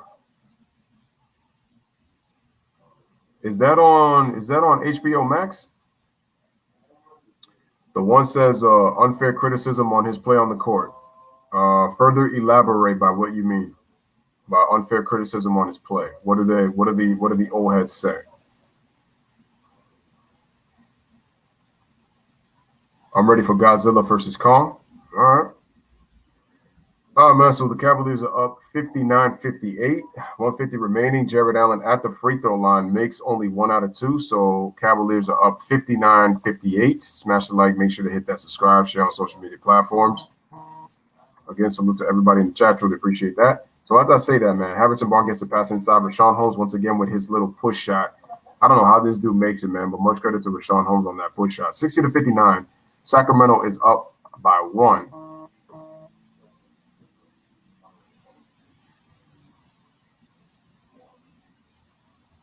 All right, man, so we got Darius Garland with the ball, decides to, dribble, nice play inside. Beautiful spin move by Jared Allen to avoid the defense. Try to reverse layup, but good job by Rashawn Holmes forcing him to take a tough shot. Kings up by 1. De'Aaron Fox gets open, puts a jab step, 2 jab steps, tries to go in the triple threat, takes a step back on Larry Nance Jr., but he can't hit. And the offensive rebound is tapped right to Tyrese Halliburton. Man, Rashawn Holmes is making an impact in this first half. Tyrese Halliburton goes with the crossover, step through, goes with the right hand, and he scores. 62-59. Sacramento is up by 3. All right, man, here's Colin Sexton with the ball. Under 1 minute remaining for the first half.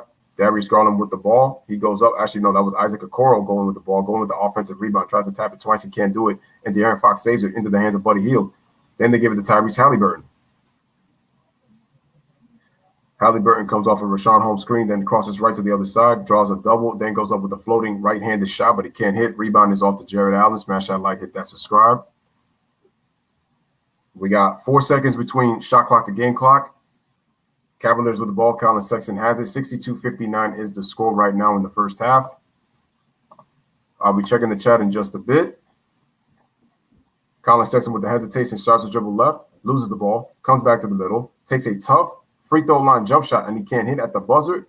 And De'Aaron Fox with the lob. Tyrese Halliburton tries to scoop the layup, but it's too late. The ball was in his hands as the ball went off at the buzzer. Folks, high scoring first half. It was 36-35 at the end of 1.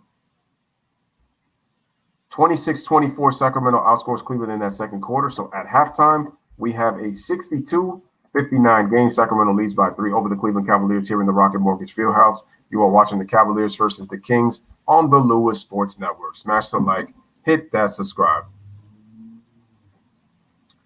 Okay, the one says they pretend like Michael Jordan didn't shoot 15 for 35 in Game 6 of the 98 Finals.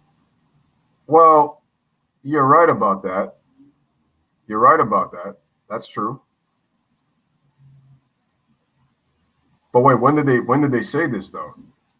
Because yeah, Michael Jordan struggled to get 45 points. Michael Jordan did struggle to shoot the basketball.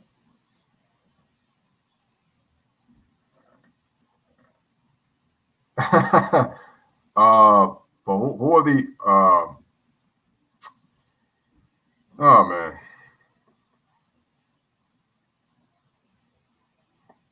Listen, Michael Jordan was not perfect. I even said before that if you look at Michael Jordan's second three-peat, he has some really horrible shooting games in the second three-peat run with Dennis Rodman and them. Even if it was a more defensive era during that time, Jordan has some very terrible shooting games. Here's something that the media doesn't tell you also about Karl Malone. Did you know that in the last 4 games of that series, Karl Malone shot 58% from the field? When he started the first 2 games, shooting 14 out of 41. Do they also tell you that Jeff Hornacek had an Achilles tendon in the series?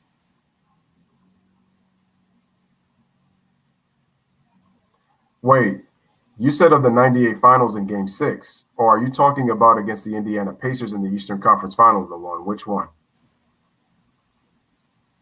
Because I know he didn't shoot the ball well.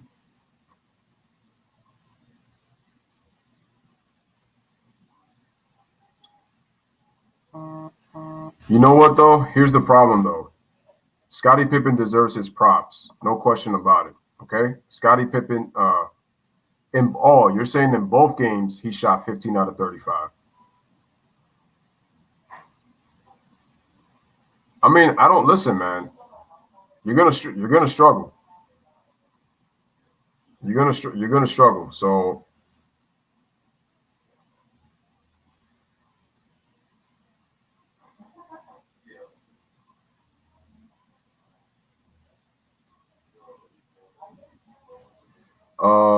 Ryan says they try so hard to slay down. All right, man. So let me get into the first half stats real quick before we continue more of this conversation because I really want to delve into that more. Listen, I told y'all, in the second three-peat, Jordan had a lot of bad shooting games. It was much more defensive. Jordan was starting to slow down. You could clearly see it. He really didn't have his athleticism anymore. He really had to rely much more on skill and really utilize the mid-range a lot more. He couldn't attack. He had to attack the rim in moments, but Jordan was really not really not the same player. Yeah, he had some scoring seasons. I get it. He averaged 30, shot the ball, 49, 48%. I know he had a broken finger in his last year, but, I don't excuse the 15 for 35. He really had to work hard for his shots. The thing that I don't like is people be disrespecting the Utah Jazz like they were some scrubs. Listen, the reason the Jazz lost that series, let's face it, Karl Malone played well the last 4 games of that series. Jeff Hornacek was injured. The issue was John Stockton could not replicate his Game 1 performance in those 98 finals. He had 24 points and 8 assists. He didn't come anywhere close to that after that game. Nowhere close. That's what was so pathetic about it.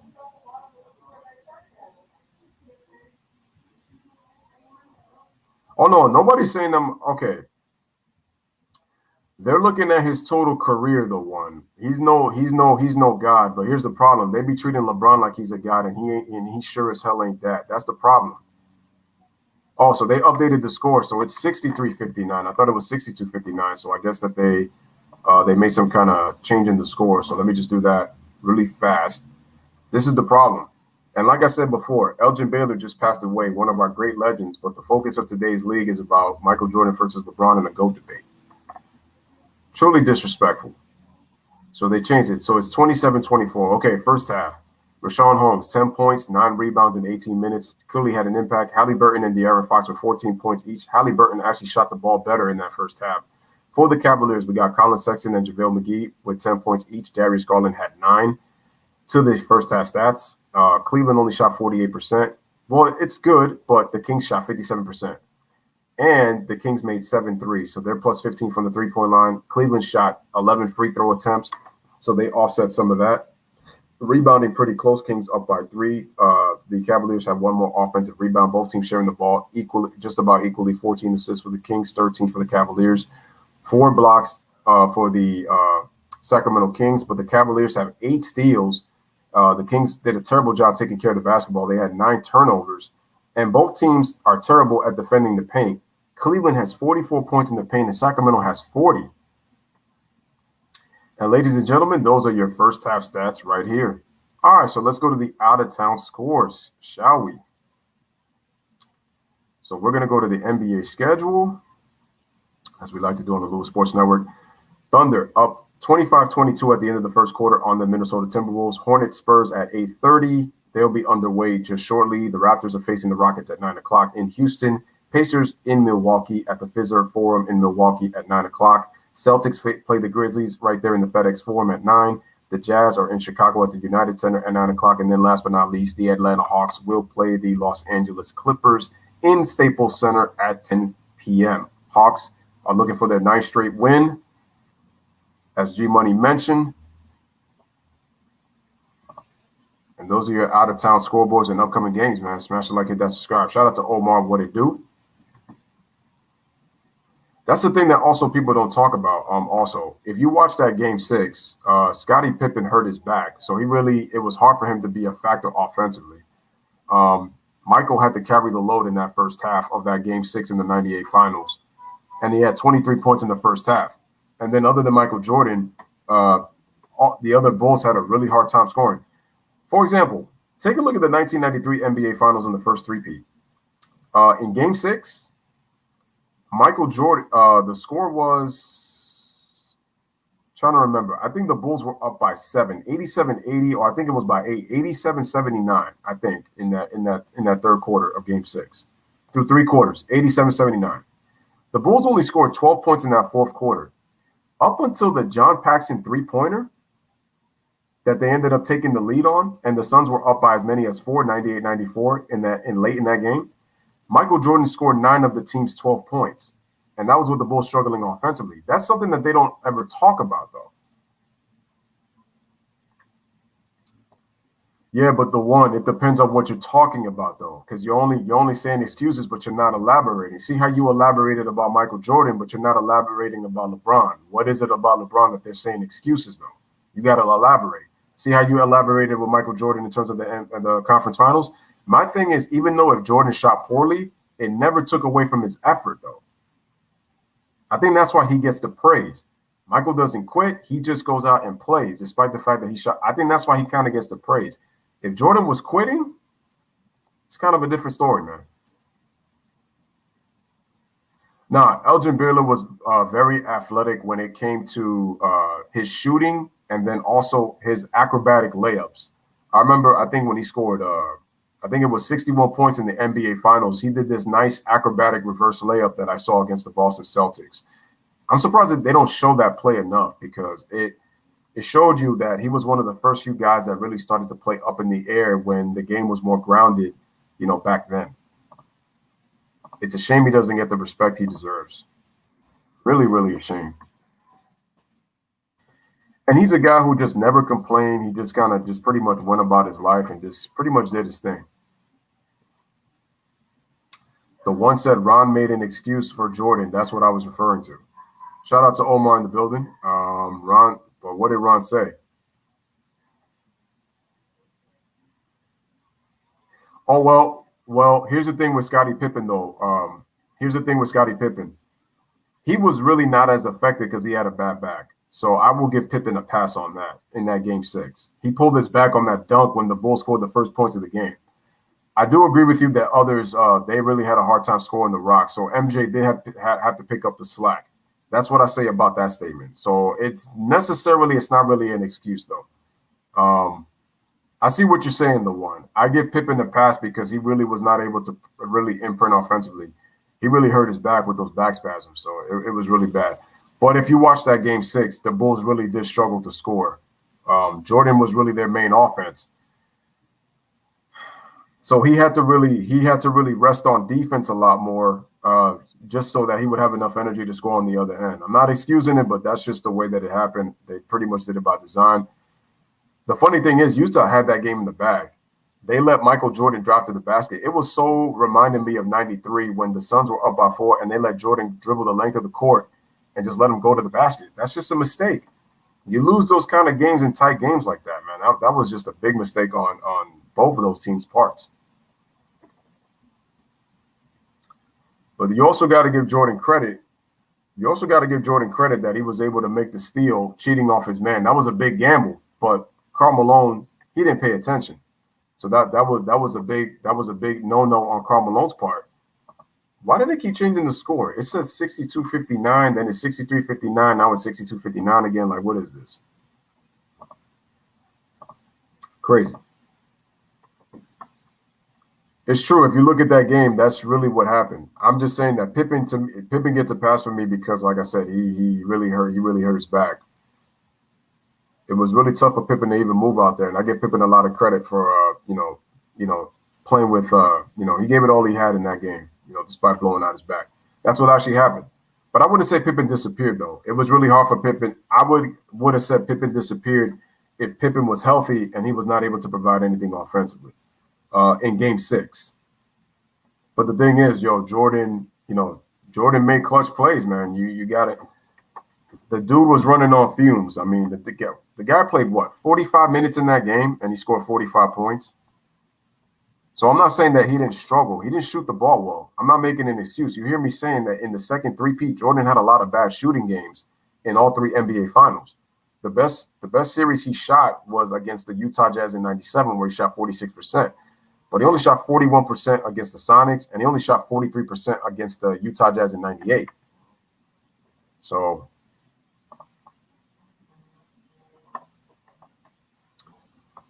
well, yeah, we're not going to see that Nets-Lakers game at full strength. That's true. And they play in April? I think it's in April they play.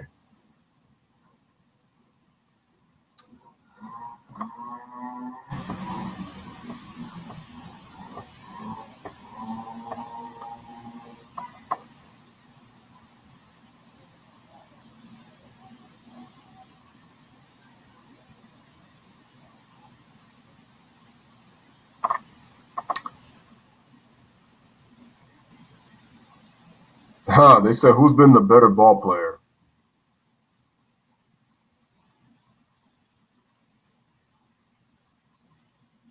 All right, so NBA.com just came out with their power ranking. So they have the Nets at number 1. They got the Bucks at number 2, the Sixers at 3, the Suns at 4, and the Jazz at 5. What do y'all think about that? Let me know in the comment section. Nets 1, Bucks 2, Sixers 3, Suns 4, and Jazz at 5. I mean, what you guys think about that in the comment section?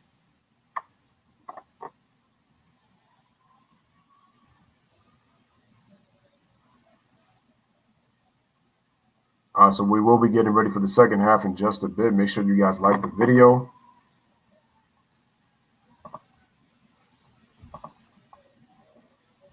We're about to switch up.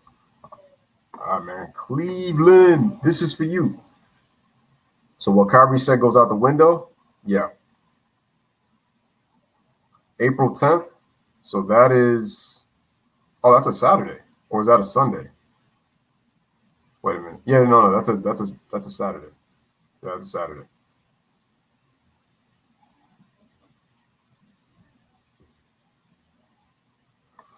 We are getting ready for the second half. All right, man. My Nikola Jokic video is doing pretty well, I see. All right. It's already got so many views in just less than a day. So I'm hyped. That's what's up.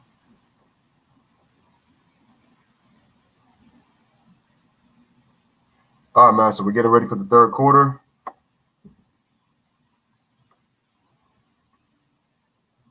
Let me check out this chick, Angel Gray, man. I gotta check her out.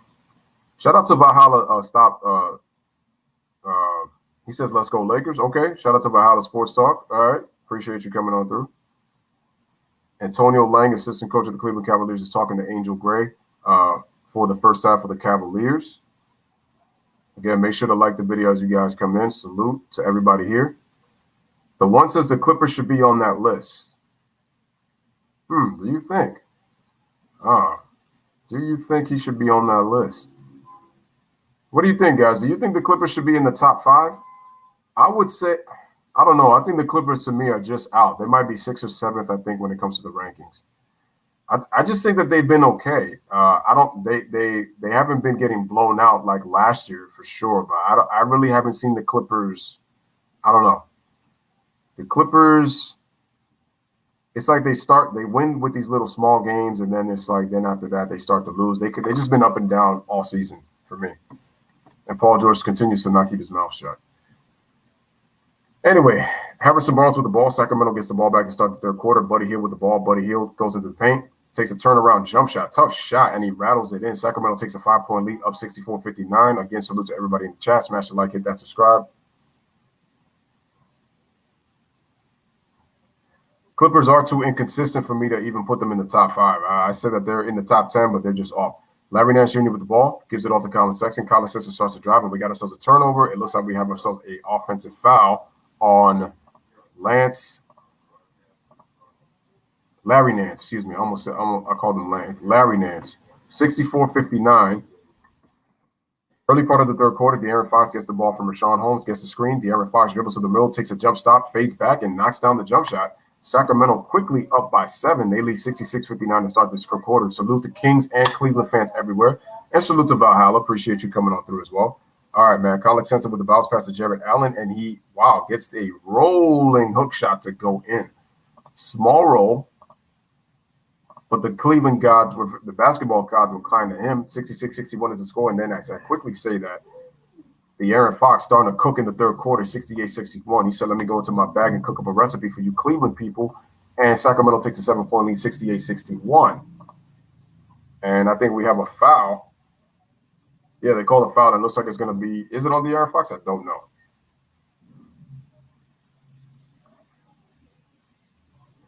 All right, Colin Sexton knocks down the free throw, 66-62. Oh, De'Aaron Fox got a technical foul. Oh, I think he complained about not getting the call, getting fouled when he took the shot. What's the layup? All right, man. 68-62, third quarter action, man. Make sure to hit the like. Make sure to hit that subscribe. Wait, why is Jared Allen? I don't understand. Okay, I see. So they moved them on the out of bounds to the side. All right, Jared Allen gives the ball to Darius Garland, bringing the ball up. Smash the like, hit that subscribe. Here is Isaac Okoro. Wow, that was a terrible pass to Sexton, man. He had to pick up the ball and was lost a dribble. Garland comes off the screen, shoots a three-pointer. It spins in and out.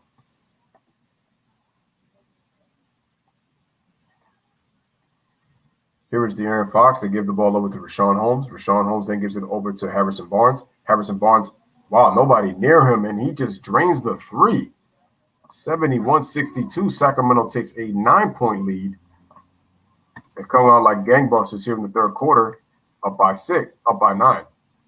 As I say that, Sexton shoots the free throw line jumper just above, and he's able to drain it. 71-64.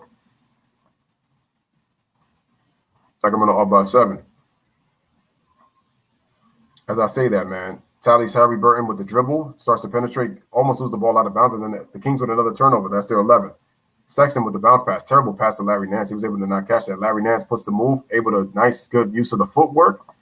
He is able to score, and we have ourselves a 5-point game. 71-66 is the score. Smash that like, hit that subscribe, share on social media platforms. Truly appreciate that. Here is De'Aaron Fox with the ball. Here he gives the ball over to Harrison Barnes.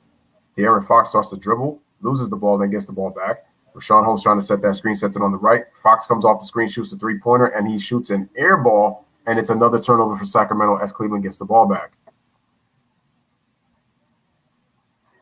So we got more Golden State Warrior news. I guess they're saying that the Golden State Warriors are hating on Kevin Durant. Wow, that's crazy. I got to hear that story. Colin Sexton pulls up for the free throw line jumper, and he gets fouled on the jump shot, so he's going to go to the free throw line to shoot 2 free throws. Appreciate that. Valhalla Sports Talk, man. Salute to you, my friend. Just dropped a sub. I'll be back to see what you're all about, dude. Have a great stream. Thank you. Appreciate that, man. Hope to see you again next time, man. Salute. Much respect to you, Valhalla Sports Talk. Appreciate you coming on through. And enjoy the rest of your night, man. Take care. Looks like my stream just kind of went out a little bit. So let me just refresh the page. This is what these streams like to do, you know. We back in here. Colin Sexton at the free throw line. That's what we do in the Lewis Sports Network, man. We got technical difficulties. We got to try to get ourselves back in here. Yo, I can clearly see moving locations has really helped because I can see now that I know that I got this little thing going on in the background, but all right, Colin Sexton knocks down the free throw, so we got ourselves a 71-68 game, just like that. Sacramento pulls with is now only up by 3. So Cleveland on a 6-0 run. Right in the third quarter, smash the like, hit that subscribe. All right, man, here's Harrison Barnes with the ball, dribbles left. Harrison Barnes with the dribble, then gives the ball over to Rashawn Holmes. Rashawn Holmes looking, can't find anybody. Good ball denied by the Cleveland Cavaliers. Then they give the ball off over to Harrison Barnes. Rashawn Holmes starts to drive, takes a spinning hook shot. Nice move by him. Tough shot, too. But he's able to knock that one down. 73-68, Sacramento is now up by 5. 78-63, third quarter. The ball is given over to Darius Garland. Smash the like, hit that subscribe. Darius Garland dribbles left. He kicks it out to an open Larry Nance Jr. Shoots the three-pointer. He can't hit. And the rebound is off to – is that Buddy Hield? Yes, Buddy Hield. Comes off the Rashawn Holmes screen. Passes it off to the middle over to De'Aaron Fox. De'Aaron Fox loses his balance. He wanted to shoot the 3 from the left wing, but he lost his balance. Regains his balance. Picks up his dribble. Gives it off to Buddy Hield. Buddy Hield takes a one dribble pull up from the 3-point line, and he trains it. Sacramento goes back up by 8. They lead 76-68. And as I say that, Colin Sexton tried to get into the paint, and the ball is deflected out of bounds, and it's going to be a turnover for the Cavaliers as Sacramento gets the ball back up by 8. So we have 8:09 remaining in the third quarter. Sacramento is scoring like crazy right now. They have 14 points already in this third quarter. 14-9 is the score in the third quarter. Sacramento outscoring them by 5. Halliburton receives the pass from Rashawn Holmes, gets the screen, starts to dribble to the left eye, starts to dribble Rashawn once again with the push shot, and he knocks down another one. Now the Kings, with their biggest lead of the game, they lead by 10. 78-68 is the score. All right, man, here's Darius Garland with the ball at the top. He then gives the ball over to Colin Sexton. Starts to dribble right, stops to dribble, picks up his dribble, and then he lobs it inside for Jarrett Allen, and Rashawn Holmes tries to block the shot, but we have a foul call on Rashawn Holmes. We got 7:35 remaining in this third quarter, 78-68, Sacramento with their biggest lead of the game, up by 10. Jason Tatum is out tonight against the Grizzlies. That's a shame. That is a shame.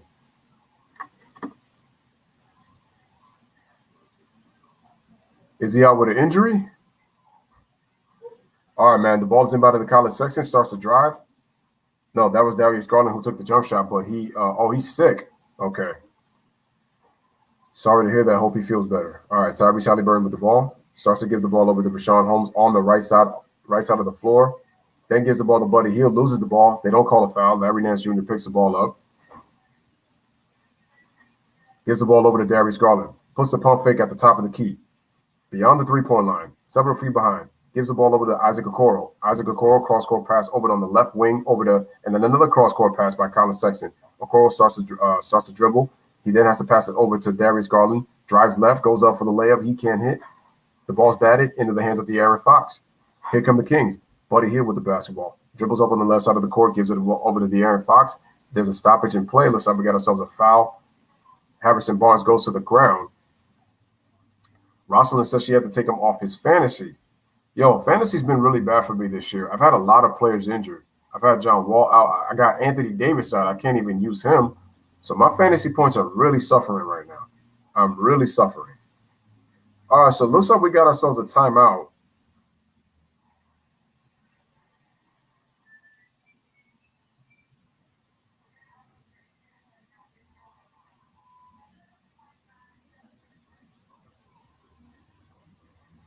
Man, that Angel Gray is quite a looker. All right, man. So right now, Sacramento leads by 10. They lead 78-68. Make sure to like the video.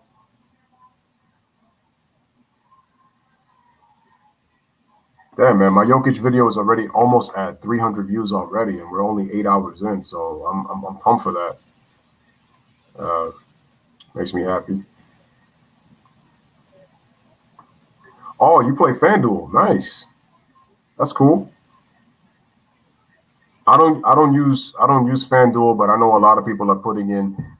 You know, it sucks, man, because a lot of the sports betting and stuff, it's been kind of difficult when it comes to basketball due to these COVID protocols.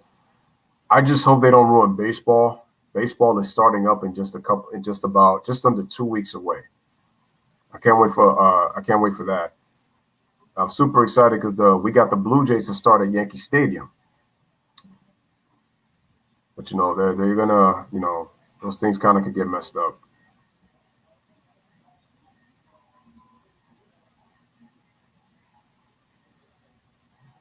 All right, man. So we got a timeout with how much time we got remaining?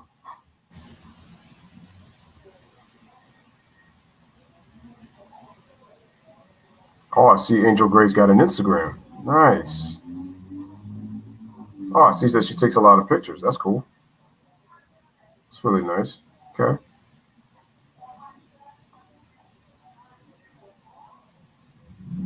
The angel to my life. Why does she low-key look like Carrie Champion, though? Oh, man.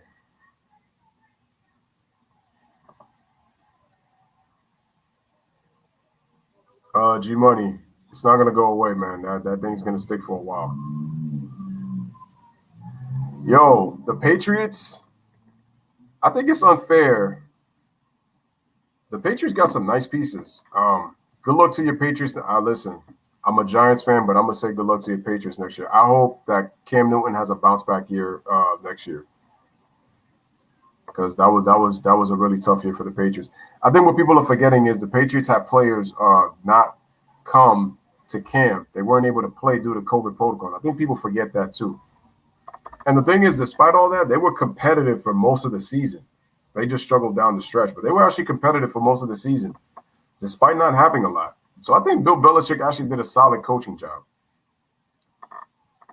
And like I said, I respect Tom Brady, but they want to give him like all this crazy credit. I just think that they got to kind of chill on that one. I want to see what he does next year now with a couple of more pieces. Okay, so we got 6:42 remaining in the third quarter. It is 79-68. Sacramento is up by 11.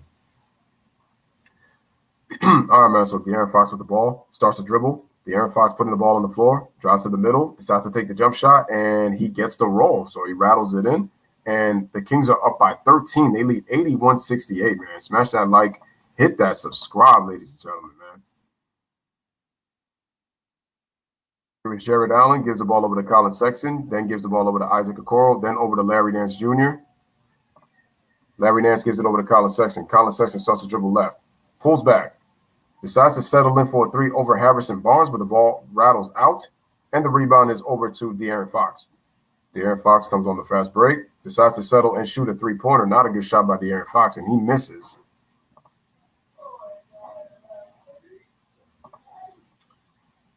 As I say that, we have a miss by Cleveland. Jared Allen tried to get the offensive rebound, and once again, it is into the hands of De'Aaron Fox. Gives it over to Harrison Barnes, 81-68. And we got a foul by, it looks like the foul is going to be on Darius Garland as Rashawn Holmes tried to receive the pass.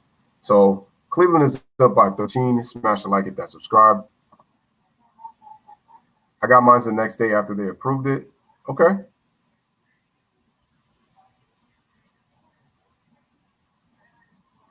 You have to check. If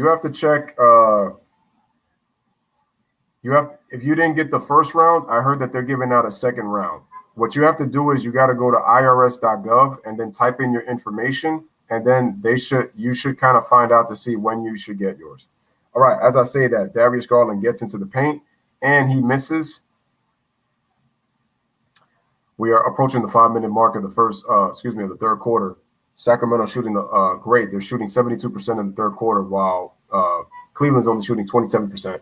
De'Aaron Fox with the ball. They give it over to Harrison Barnes. Or was that Buddy Hield? Excuse me. No, Buddy Hield was the one that shot that jump shot, but he missed. Rebounds over to Larry Nance. Gives the ball to Darius Garland. Puts the ball between his legs. Gives the ball over to Chetty Osman, who checks into the game. Chetty then gives it to Larry Nance. Larry Nance on the left side of the floor. Can't find anybody. Then gives it to Garland. Garland starts to dribble left, goes behind the back, dribbles right, gets to the middle, loses the ball. The ball goes out of bounds, and it is going to be Sacramento Kings ball.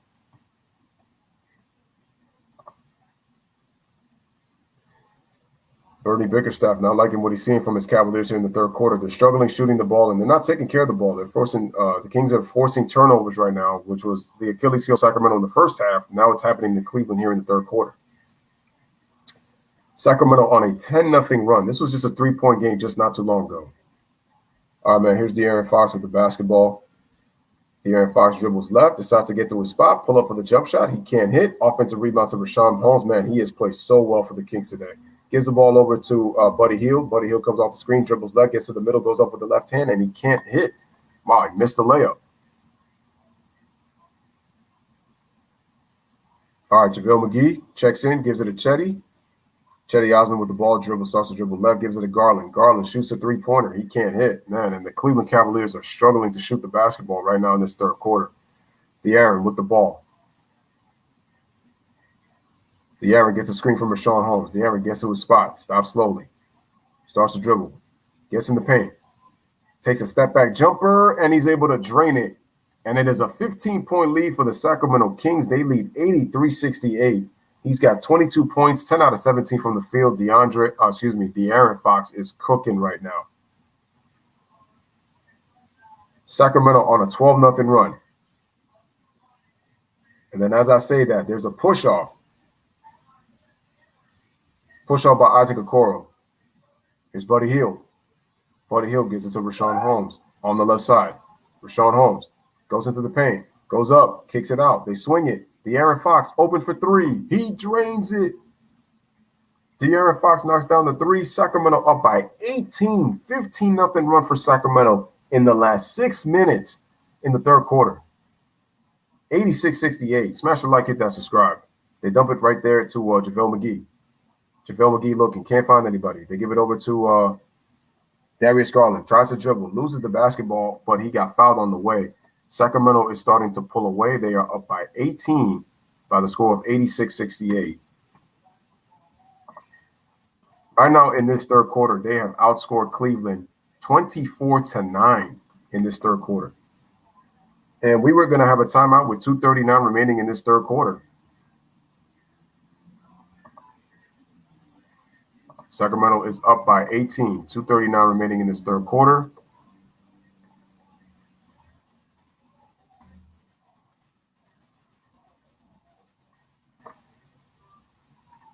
As I update the score, there it is, folks. Let's go back right here.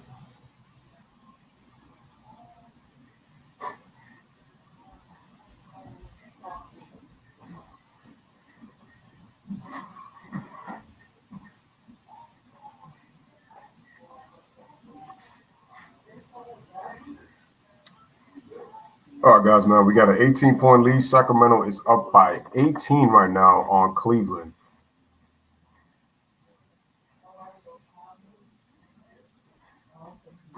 I see. Make sure to hit the like. Make sure to hit that subscribe.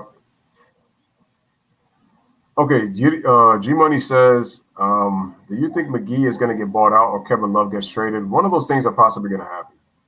The problem with the Kings this season hasn't been their offense. It's been their defense. Also, actually, it's even more than their defense because even when it comes to their offense, they struggle to win close games.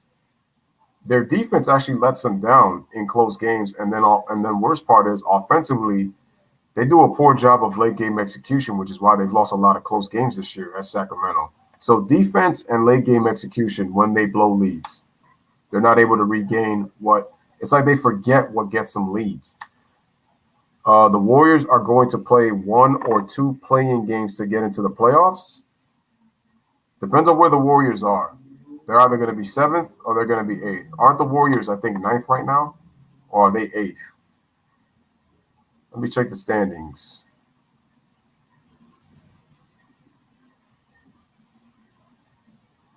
Okay, according to the NBA standings,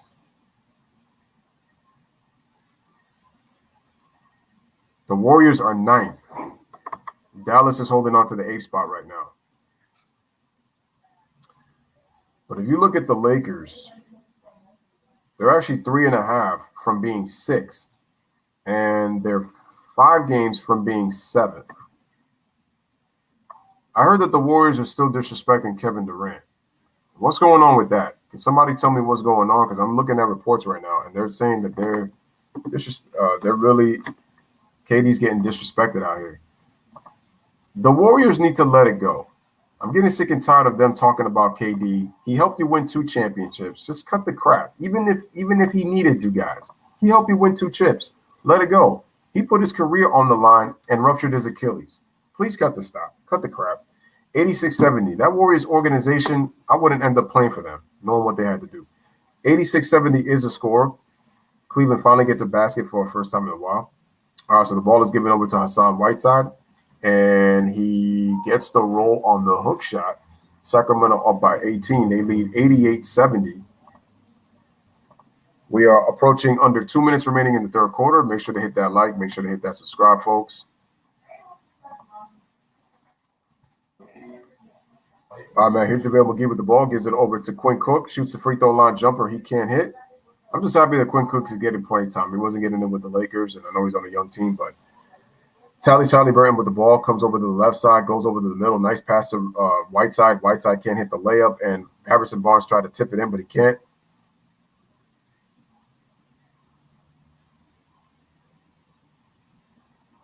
Offensive rebound. Here's Buddy Hield. Buddy Hield tried to pass it. He does pass it off to Corey Joseph. Corey Joseph pushes off, tries to go with the jump shot, can't hit. The ball's recovered by Hassan Whiteside. Corey Joseph shoots the 3, but it rattles in and out, and the rebound is off to JaVale McGee. Approaching 1 minute remaining in this third quarter. The Kings have dominated this game. They have outscored the Cavaliers 26-11 in the third. Nice move inside was that Isaac Okoro? I think that was Isaac Okoro. No, that was not Isaac Okoro. 88-72 is the score.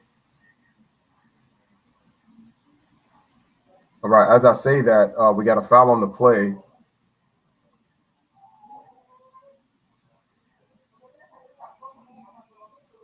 Again, guys, smash the like, hit that subscribe. Nice move by Lamar Stevens scoring that basketball. 88-72 is the score. Halliburton gets the ball. Beautiful ball fake by him. He misses the layup. And here come the Cavaliers. Cedi Osman gets the rebound. Outlet pass to Lamar Stevens, and he scores again. So Lamar Stevens for 4 quick points. It is an 88-74 Sacramento Kings lead. 34 seconds remaining in the third quarter.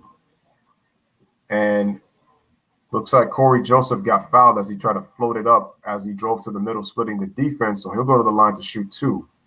So we have a 88-74 Sacramento Kings lead. They lead by 14. So nice layup right there by Lamar Stevens on the turnover. Here is Corey Joseph knocks down the first free throw. So we got an 89-74 lead.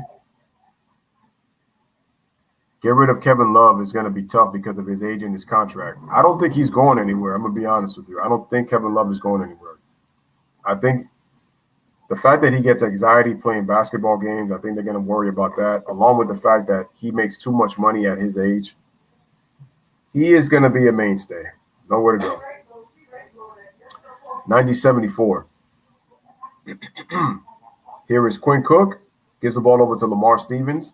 Lamar Stevens fakes left, starts to drive, and then Hassan Whiteside with the block from behind. Good defense by him on the help. Ball goes out of bounds. We got 13.3 seconds remaining, and the Cavaliers will get the ball back.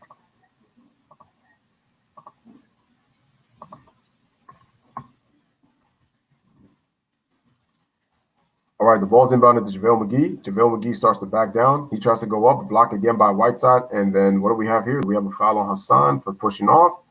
I think the foul is going to be on Whiteside for pushing off. Kevin Love would have been traded a long time ago, but no one wants him. Nope, not at this point.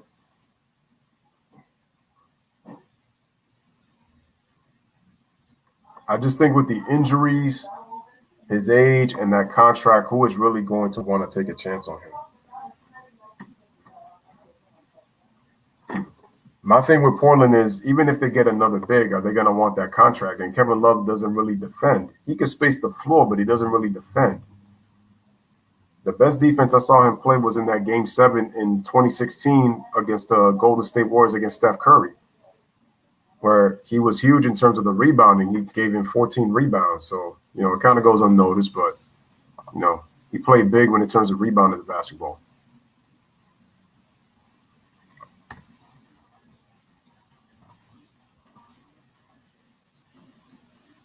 So, yeah, Kevin Love may be overrated, but that was a guy that LeBron wanted. The Four-Letter Network viewed him as a top 10 player back when he was acquired. And then De'Aaron Fox shoots a jump shot, but he can't hit the shot, and that's going to end the third quarter. So at the end of 3, Sacramento outscored Cleveland 28-16 in that third quarter. Sacramento is up by 15 heading into the fourth quarter. Sacramento 90, Cleveland 75. You're watching the Sacramento Kings against the Cavaliers here on the Lewis Sports Network. In the Rocket Mortgage Fieldhouse. Smash that like. Make sure to hit that subscribe. Make sure to share on social media platforms. Truly appreciate you guys.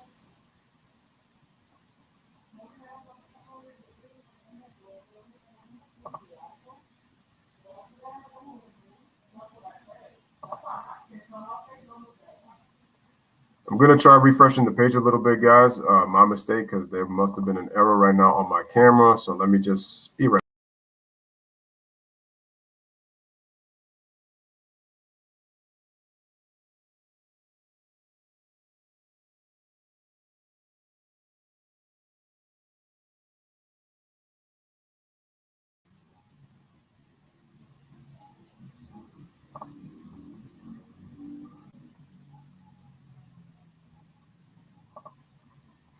My apologies, I'm back.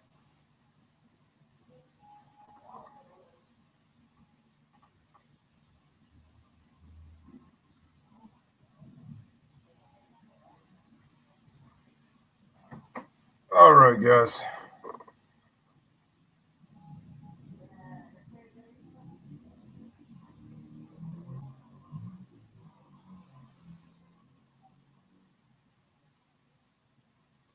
Let's see.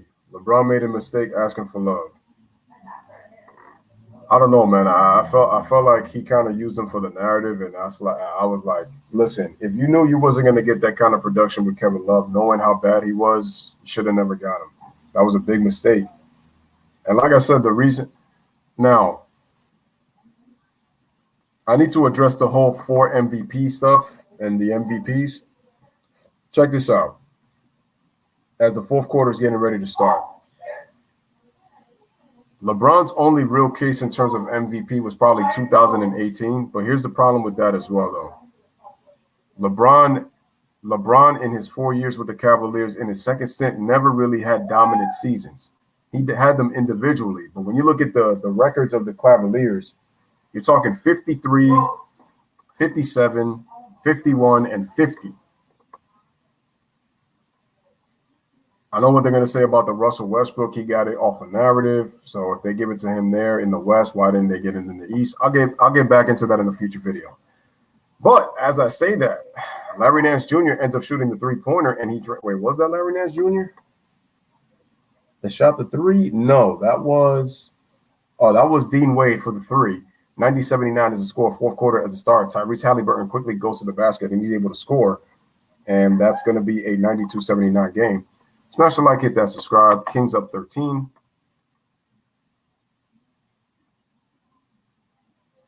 As I say that, Dean Wade shoots a three-pointer once again, but he misses. I'm gonna say this, man. Norman Powell, if he leads the Toronto Raptors in scoring, something's wrong with the Toronto Raptors. Something wrong with your team. That's all I said. Spicy P is Mild P. That's his new nickname. With all due respect, all this four-letter word talking about Spicy P. Look what's happened so fast. And he's still a young player. As I say that, Quinn Cook knocks down the jump shot, 92-81. So Cleveland quickly has cut it to 11. And we got ourselves a turnover by Sacramento. So we got an offensive foul, and the Cleveland Cavaliers will get the ball back. So 92-79 is the score. Make sure to hit the like as you guys come in.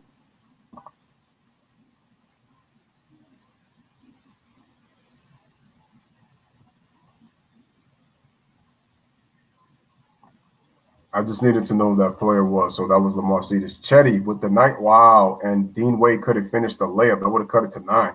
And then nice pass inside to Lamar Stevens on the layup, slicing to the lane. It's a 9-point game. So with 10:50 remaining, we got a timeout by Luke Walton. So just like that, the Cleveland Cavaliers have cut it within 9. Let's see what happens. Score now is 92-83 in favor of the Sacramento Kings with 10:50 remaining in this fourth quarter as we go on commercial break. Smash the like, hit that subscribe. Yeah, man. So getting back on what I was saying about,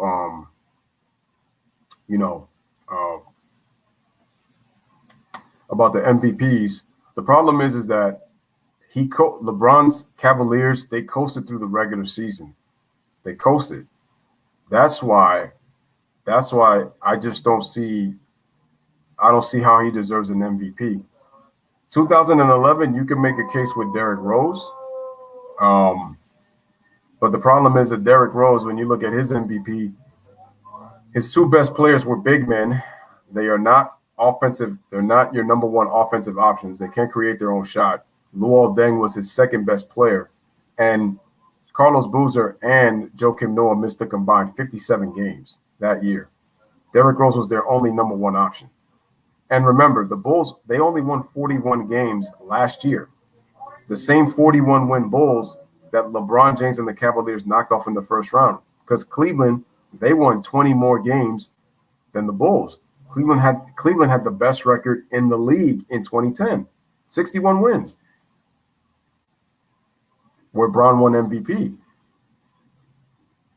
And I think he wasn't going to get a third MVP, straight MVP, because of also voter fatigue and the fact that, he was being hated for the decision. So you have to factor those in. Also, he was with Dwayne Wade and Chris Bosh. That's why. And the thing is, the Chicago Bulls were not looked at as contenders also under first-year head coach Tom Thibodeau, and the Bulls have the best record in the NBA. They win 62 games. Miami, with more talent, won 4 less games than they did. That's why Derrick Rose won the MVP. And also, Rose averaged, 25 points and 8 assists. He only shot 44% from the field. But the thing is, you're comparing stats. Think about this. Rose is not going to be the rebounder that LeBron James is. Let's make that. LeBron James is a better playmaker than Derrick Rose. But you have to also understand something. Derrick Rose is really starting to come into his own that year. All right, making moves. PJ Tucker traded to the Bucks. I thought that was a bad move getting rid of DJ Augustine. Andre Drummond last played February 12th. They keep saying personal reasons. LaMarcus Aldridge also on the trade mark, hasn't played since February 1st.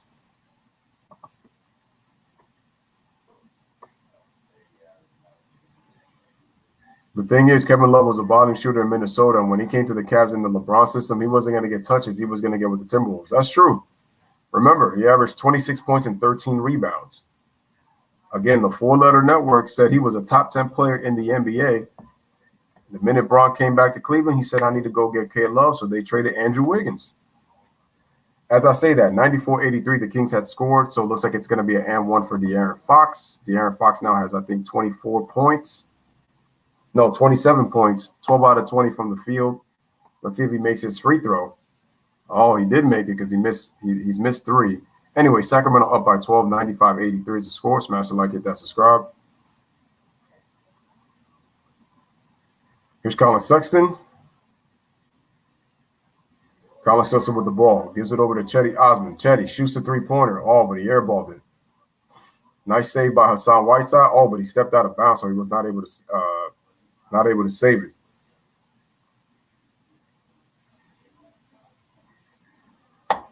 Let's see. Love became more of a stretch four, and if he shot a lot of threes in Cleveland, Lewis, do you think Prime Melo of 09, putting aside his ego, could have been an MVP candidate? The only way that's happening is if Melo would have been a better defensive player and have more impact. I just think that the criteria for MVP constantly changes. Like I made my video just a while back. The one said, what has Love done after LeBron James? No, he hasn't really done anything. We know that. I mean, he's been injury prone. He hasn't done much. But like I said before, here's the problem though. Bron did not really know how to use Kevin Love. And also, I got to blame LeBron and the coaching staff for that. So Kevin Love has been nothing without, but it's kind of the same thing with Kyle Kuzma though. Luke Walton gets credit for using Kyle Kuzma. Frank Vogel don't know how to use Kyle Kuzma. And that's the one thing I give Luke Walton credit for. It's how you know how to use your players. There's a reason why they call it as a LeBron system. If you watch Kevin Love in Minnesota, his play style is completely different to what he was resorted to in Cleveland. Completely different. Listen to what Chris Bosh said. De'Aaron Fox misses the jump shot, and then we got a miss by Hassan Whiteside. I'm like, the name is escaping me. Anyway, Lamar Stevens comes off the screen. He gives the ball over to JaVale McGee. Did JaVale McGee try to do an around-the-world dunk? He had to be forced to do a layup because Hassan Whiteside adjusted the shot. But anyway, it's a foul on Hassan Whiteside. 95-85 is the score. And this guy is going to go to the free throw line. JaVale McGee is going to go to the free throw line. So it's 95-85. Smash the like, hit that subscribe.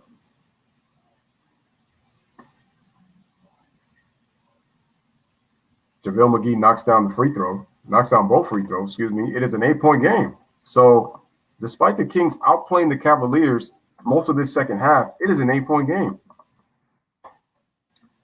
We got 9:17 remaining. De'Aaron Fox with the ball. They give it over to Corey Joseph. Then they give the ball to Tyrese Halliburton. They're going with a 3-guard set.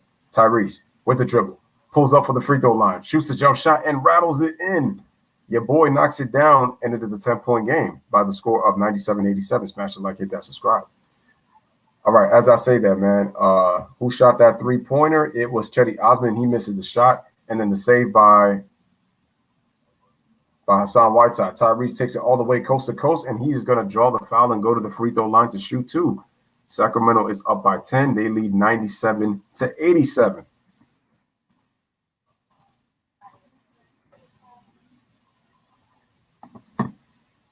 Ryan says, only person recently who made a complete turnaround was Jordan Clarkson.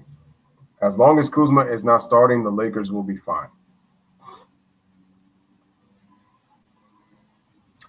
You know, I actually agree with you because Kuzma has played like dog crap the last 2 games. The funny thing is, if Kuzma continues to play like that, the Lakers they're not going to be able to trade.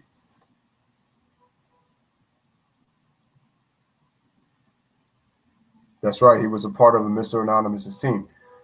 99-87. Quinn Cook gets to his spot, shoots the jump shot coming off the curl, but he misses. But then Lamar Stevens making an impact with the offensive rebound putback. He scores. It is a 10-point game once again. Scores 99-89. Sacramento up by 10. Smash a like, hit that subscribe. Here's De'Aaron Fox with the basketball. De'Aaron Fox then loses the ball, and we got a turnover. Here comes Cleveland. Oh, but they get the ball back. Corey Joseph re-steals the ball back. De'Aaron Fox with the extra pass to Harrison Barnes, facing three on the left side of the floor. He loses the ball as he tries to go up, and it's another turnover by Sacramento. Shout out to Chris Duffy in the building. Cavs need to get rid of Ismaili, I see. And then we have a miss, and then outlet pass. Tyrese Halliburton open in transition for three, and he drains it, and it's going to be a timeout by Bernie Bickerstaff as Sacramento goes. They go back up by 13. Timeout, Bernie Bickerstaff. And smash a like, hit that subscribe. Make sure to share this video as well. So we got a timeout, and right now the score is 102-89. Sacramento in the fourth quarter, up by 13 on the Cleveland Cavaliers. And let's see what's going on in the chat. G Money says that the Bucks are up 27-9 on they're playing the Pacers. Right. They're playing the Pacers.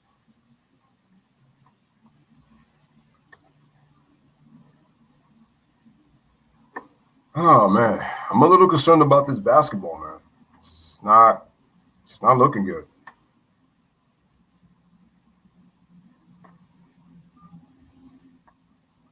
It's been some pretty bad play.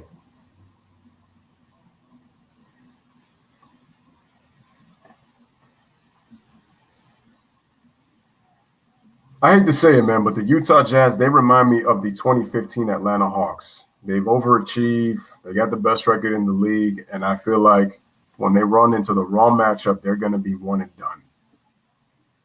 People were saying Donovan Mitchell needs to be an MVP consideration. No, he doesn't, because the team has played well despite the fact that he has put up some very poor numbers.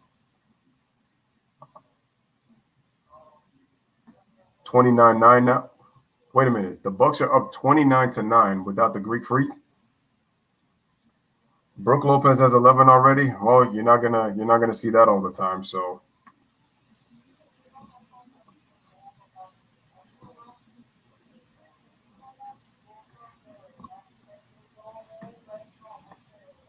again, guys, make sure to smash the like. Make sure to hit that subscribe.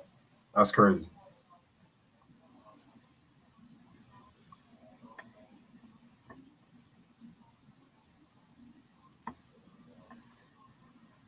Oh, man, I can't wait for that fight on Saturday, March 27th. It's going to be lit. Stipe against Francis for the heavyweight championship of the world. For the heavyweight title. I cannot wait for that fight, March 27th on Saturday. All right, guys, so we got 7:51 remaining in this fourth quarter for the game. Sacramento retakes a 13-point lead. NBA news and notes right here on the Lewis Sports Network. LeBron James out indefinitely. You can't say indefinitely. They say he's out for a month. Houston Rockets, first franchise in NBA history to own a 20-game win streak and 20-game losing streak. Chris Paul, sixth player in NBA history to reach 10,000 assists. Congratulations to Chris Paul as well. I cannot wait for that Francis-Stipe fight. It's going to be an awesome fight.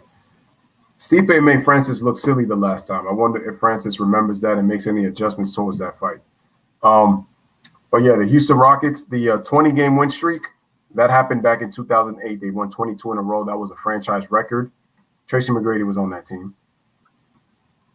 So was Novocaine Steve Novak. Colin Sexton with the ball. Gives it over to Larry Nance Jr. Larry Nance Jr. puts the ball on the move. They give it over to Jared Allen, but he misses the baseline jumper. And the rebound is off to Harrison Barnes. Gives the ball to Corey Joseph. Smash the like, hit that subscribe. Actually, no, not Corey Joseph. De'Aaron Fox. My mistake. De'Aaron Fox goes around the screen and goes with the layup. Cleveland gets confused on the switch. He's able to score. It's a 104-89 Sacramento Kings lead, man. Smash that like, hit that subscribe. All right, man. Chetty Osman with the ball. Gives it over to Colin Sexton. Starts to crossover, gets to the middle, puts up the ball, and he cannot hit the shot. Rebound is off to Harrison Barnes.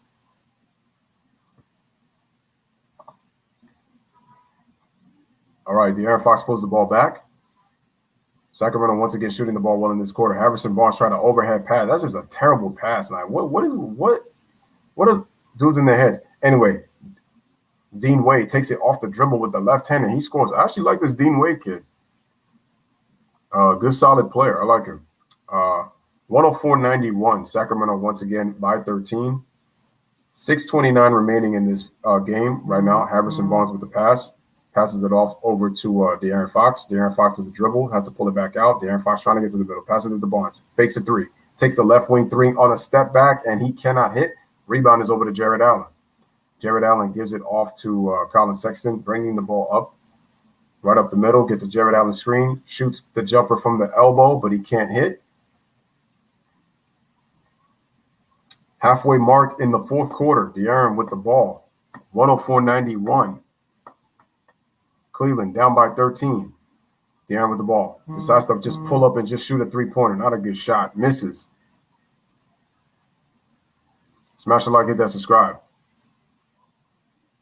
As I say that, in the paint, and we got a turnaround by Lamar Stevens, but we got a foul on De'Aaron Fox. The USC Trojans against the Kansas Jayhawks. So we got. Let me know in the comment section, would you guys want me to do a college basketball game? Would you want me to do a college basketball game right now in March Madness? Let me know in the comment section. I haven't really watched, but I wouldn't mind doing it. I would just have to check on the matchups. The Bucks up 41-18, 8 threes already. Man, it is not looking good for Indiana. All right, 104-91 is the score, man. Smash the like, hit that subscribe. As I say that, man, we got nice fake by Isaac Okoro. He then gives the ball over to, is that Wingler or is that Dean Wade? No, that's Dean Wade. Dean Wade in the post over Harrison Barnes. Wow.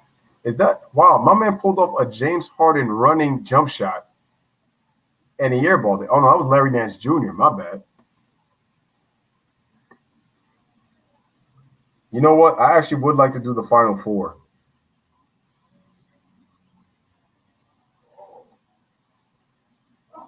Smash the like, hit that subscribe. De'Aaron Fox with the ball. 104-91 is the score.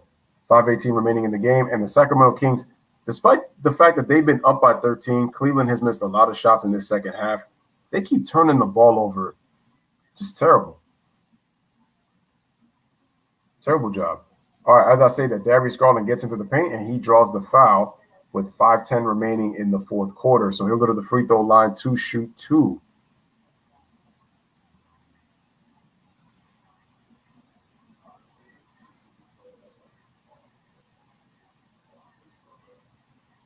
Guys, smash the like, hit that subscribe.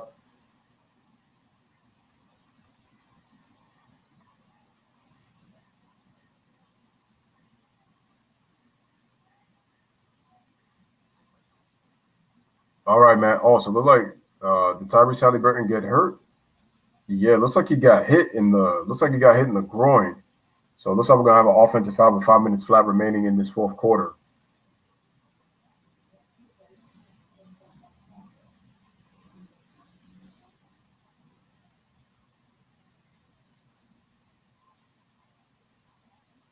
All right, as we say that, we got a miss by Darius Garland at the free throw line. This is the first, knocks down the second, 104-92. So right now we have a 12-point lead for the Sacramento Kings. Smash the like, hit that subscribe.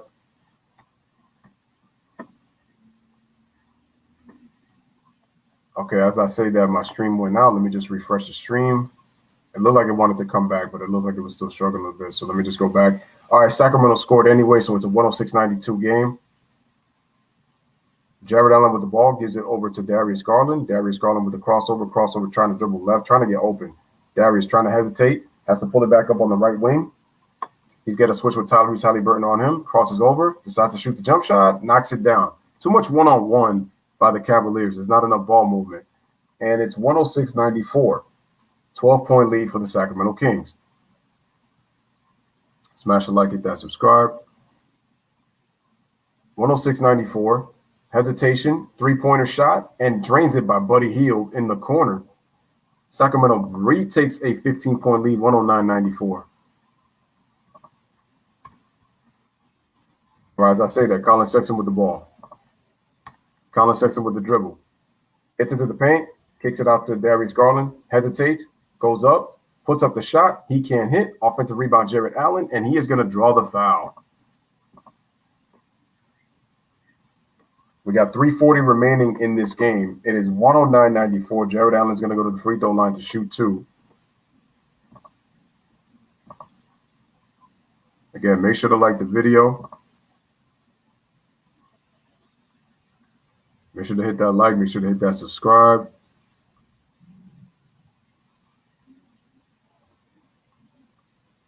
Make sure to share on your social media platforms. Truly appreciate that.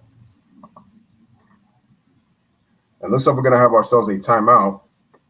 Jared Allen makes 1 out of 2, so we got 3:40 remaining, and the score right now is 109-95. Sacramento leads by 14. Is it a 20-second timeout?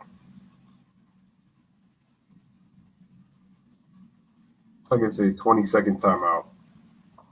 Just going to put the score up until that happens.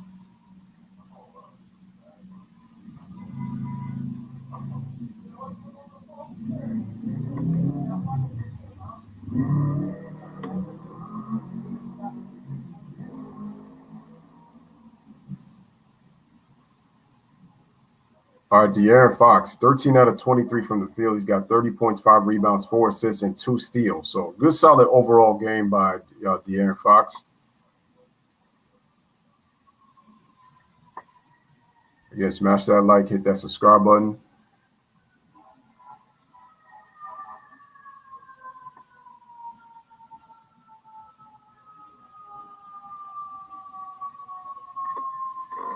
All right, so we got De'Aaron Fox.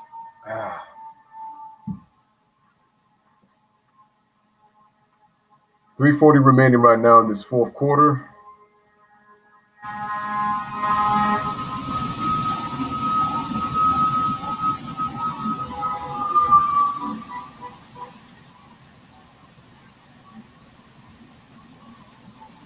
Do we have a technical foul?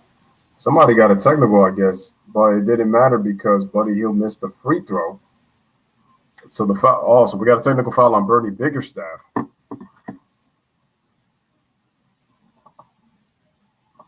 Again, smash that like. Make sure to hit that subscribe button if you are new to the Lewis Sports Network. All right, let's see if Jared Allen makes the next free throw, but he can't hit, and the rebound is off to Rashawn Holmes.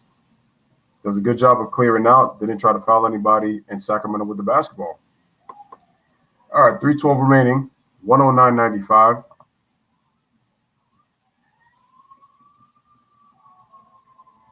All right, the ball is moved. Good extra pass. Tyrese Halliburton, beautiful fake in the left side, and he knocks down a three-pointer, knocks down another one. Caused Jared Allen to fly.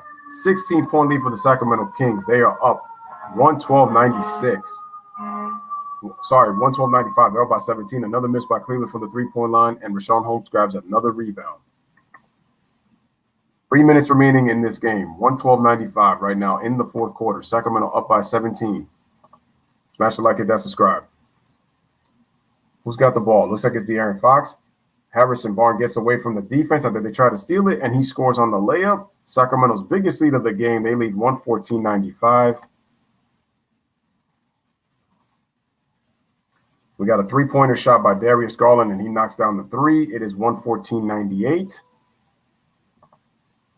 Sacramento is up by 16. And then as I say that, we got a three shot by Harrison Barnes. We got a miss. Here is Darius Garland with the ball, has to pull it back out. Then hesitates and then goes back up for the layup, and he scores. So 5 quick points on a personal 5-0 run is Darius Garland, and it's now 114-100. Smash the like, hit that subscribe. And then Rashawn puts it up. He puts it in, count the basket, plus the foul. And Sacramento goes back up by 16. They lead 116-100 over the Cleveland Cavaliers with 2 minutes and 7 seconds remaining as Darius Garland takes a seat. And so they get the and one. So Sacramento is up by 16. I don't think the Cavaliers are going to come back unless Sacramento really starts to just lose the ball with turnovers. But I doubt it. Rashawn Holmes, how about this nice double-double? 16 points, 16 rebounds, gets his 17th point on the free throw, and Sacramento is up by 17. So on his 17th point, he gives the Kings a 17-point lead, 117-100. As I say that, Isaac Okoro misses the three-pointer. The ball is tapped into the hands of De'Aaron Fox. 150 remaining in this game. This game, I think, is just pretty much over. I don't see the Cavaliers coming back at all. The ball's given to Buddy Hield. Buddy Hield trying to put him up by 20, but he can't hit the three. 117-100 is a score. Here is Quinn Cook. Gives it over to Larry Nance Jr. Or is that Dean Wade? Nice pass inside the Quinn Cook for the layup. He scores, gets the basket plus the foul. Nice pass inside by Dean Wade. It is 117-102 as Quinn Cook will try to go for the three-point play with 1 minute and a minute and a half remaining in this game. Smash the like, hit that subscribe.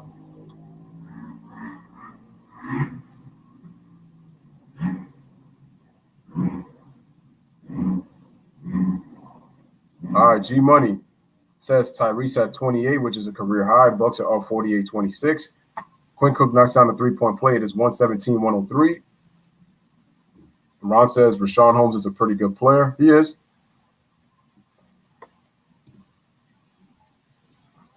Like I said, he does really well with that float shot. I don't know how he does it. De'Aaron Fox with the pass over to Harrison Barnes. He goes baseline and dunks the basketball. 119-103 with 108 remaining. Like I said, this game is pretty much over. Cleveland has pretty much thrown in the towel. Sacramento with a 119 spot. 119-103. Larry Nance goes in the paint. He goes up. He gets blocked on the hook shot. That's pretty much it. So Sacramento are going to get themselves a win. They're going to go to 18-27 on the season, while the Cavaliers now go to 16-27.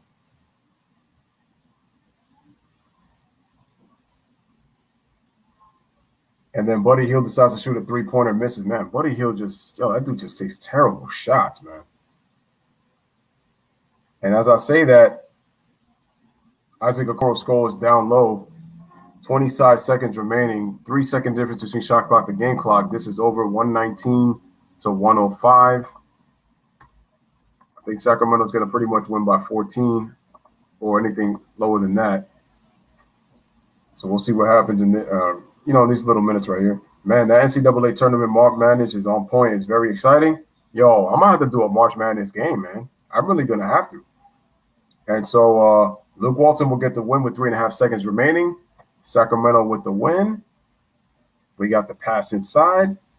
And that is going to be the end of it. So, ladies and gentlemen, Sacramento, final score. They beat the Cleveland Cavaliers by a score of 119-105. Sacramento will win this game and win by 14.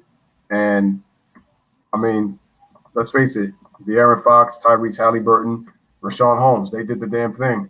Rashawn Holmes, 17 points, 16 rebounds. Tyrese Halliburton, career high, 28 points. De'Aaron Fox had 31 points. So it was pretty much the Kings, the three-point shooting. They was able to do that as well. So that was pretty much it when it comes to that, honestly. And the Cavaliers, they struggled to shoot the ball in the second half. They let the Kings get in transition off of their misses. They were being careless with the basketball, and that's what caused a lot of these turnovers to happen. So that's the end. So now what we'll do is we'll go into the out-of-town scoreboard right here on the Lewis Sports Network. Check out what's going on around the league for Monday night. Let's go to the NBA schedule. Our game just ended. Sacramento wins by 14 over Cleveland. So the point spread is 224. The Rockets up 32-29 over the Raptors in the second quarter, 9:43 remaining in that. Bucks up 57-33 with 8:45 remaining in the second quarter. No Giannis Antetokounmpo yet. The Pacers are down 24. Celtics in a tight one, 45-44 with the Memphis Grizzlies. The Jazz are up 14 over the Chicago Bulls, 37-23 with 9:24 remaining in that second quarter. Our score game just finished. Hawks and the Clippers today at 10 p.m.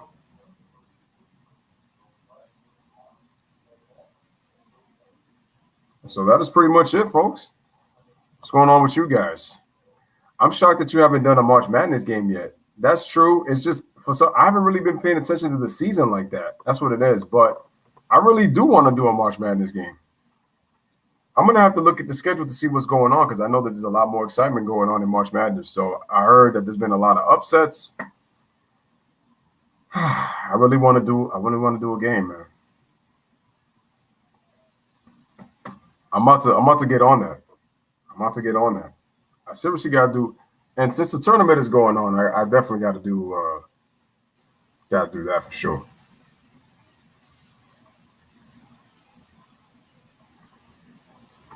How about JaVale McGee, man? He had 18 points in 19 minutes. All right, man. I'm about to check the NCAA schedule, see what's going on right now.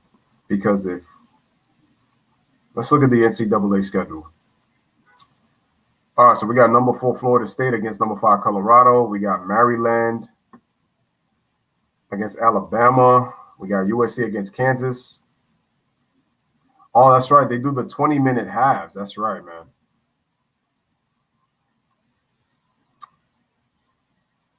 Yo, the NBA should be ashamed. They should be ashamed of themselves, man. Wait, the next games aren't until Saturday? Oh, that's because of the Sweet 16. Ooh. You know what?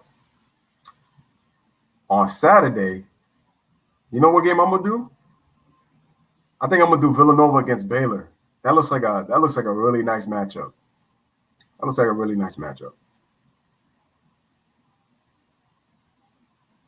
Saturday and Sunday is the Sweet 16. You know what? I think I'm gonna do Baylor against Villanova.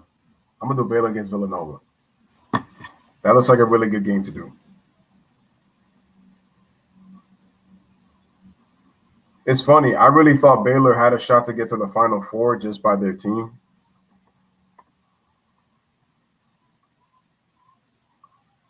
Oh. I'm gonna have to pay attention to these. You know what? Yo, listen.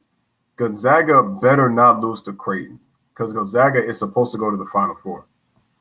You know what's funny? I had the Michigan Wolverines in the Final Four, though. I think they can get there.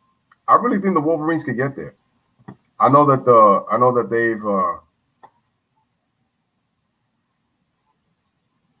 they've suffered for a long time in terms of they haven't won a national title. I mean, yo,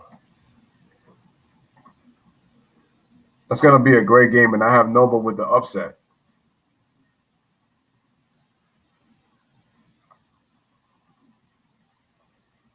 All right, man. So it's settled, ladies and gentlemen. No NBA stream.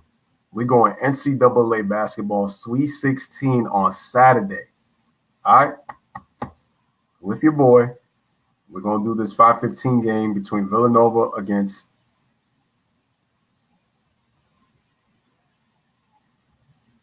Oh, Isaiah Lippers got in. Oh, that's right. You see that just lets you know, yo,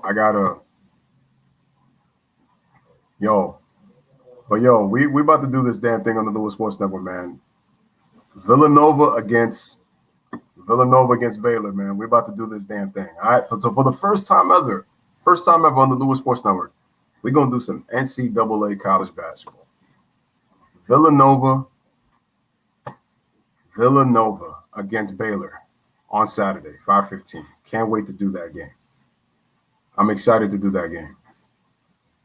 Yo, make sure to share that stream, man. So it's about to be live, man. College basketball for the first time.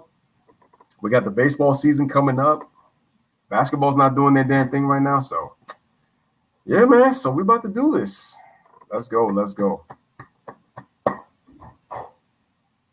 No social justice BS. And look, NCAA killing it right now, man.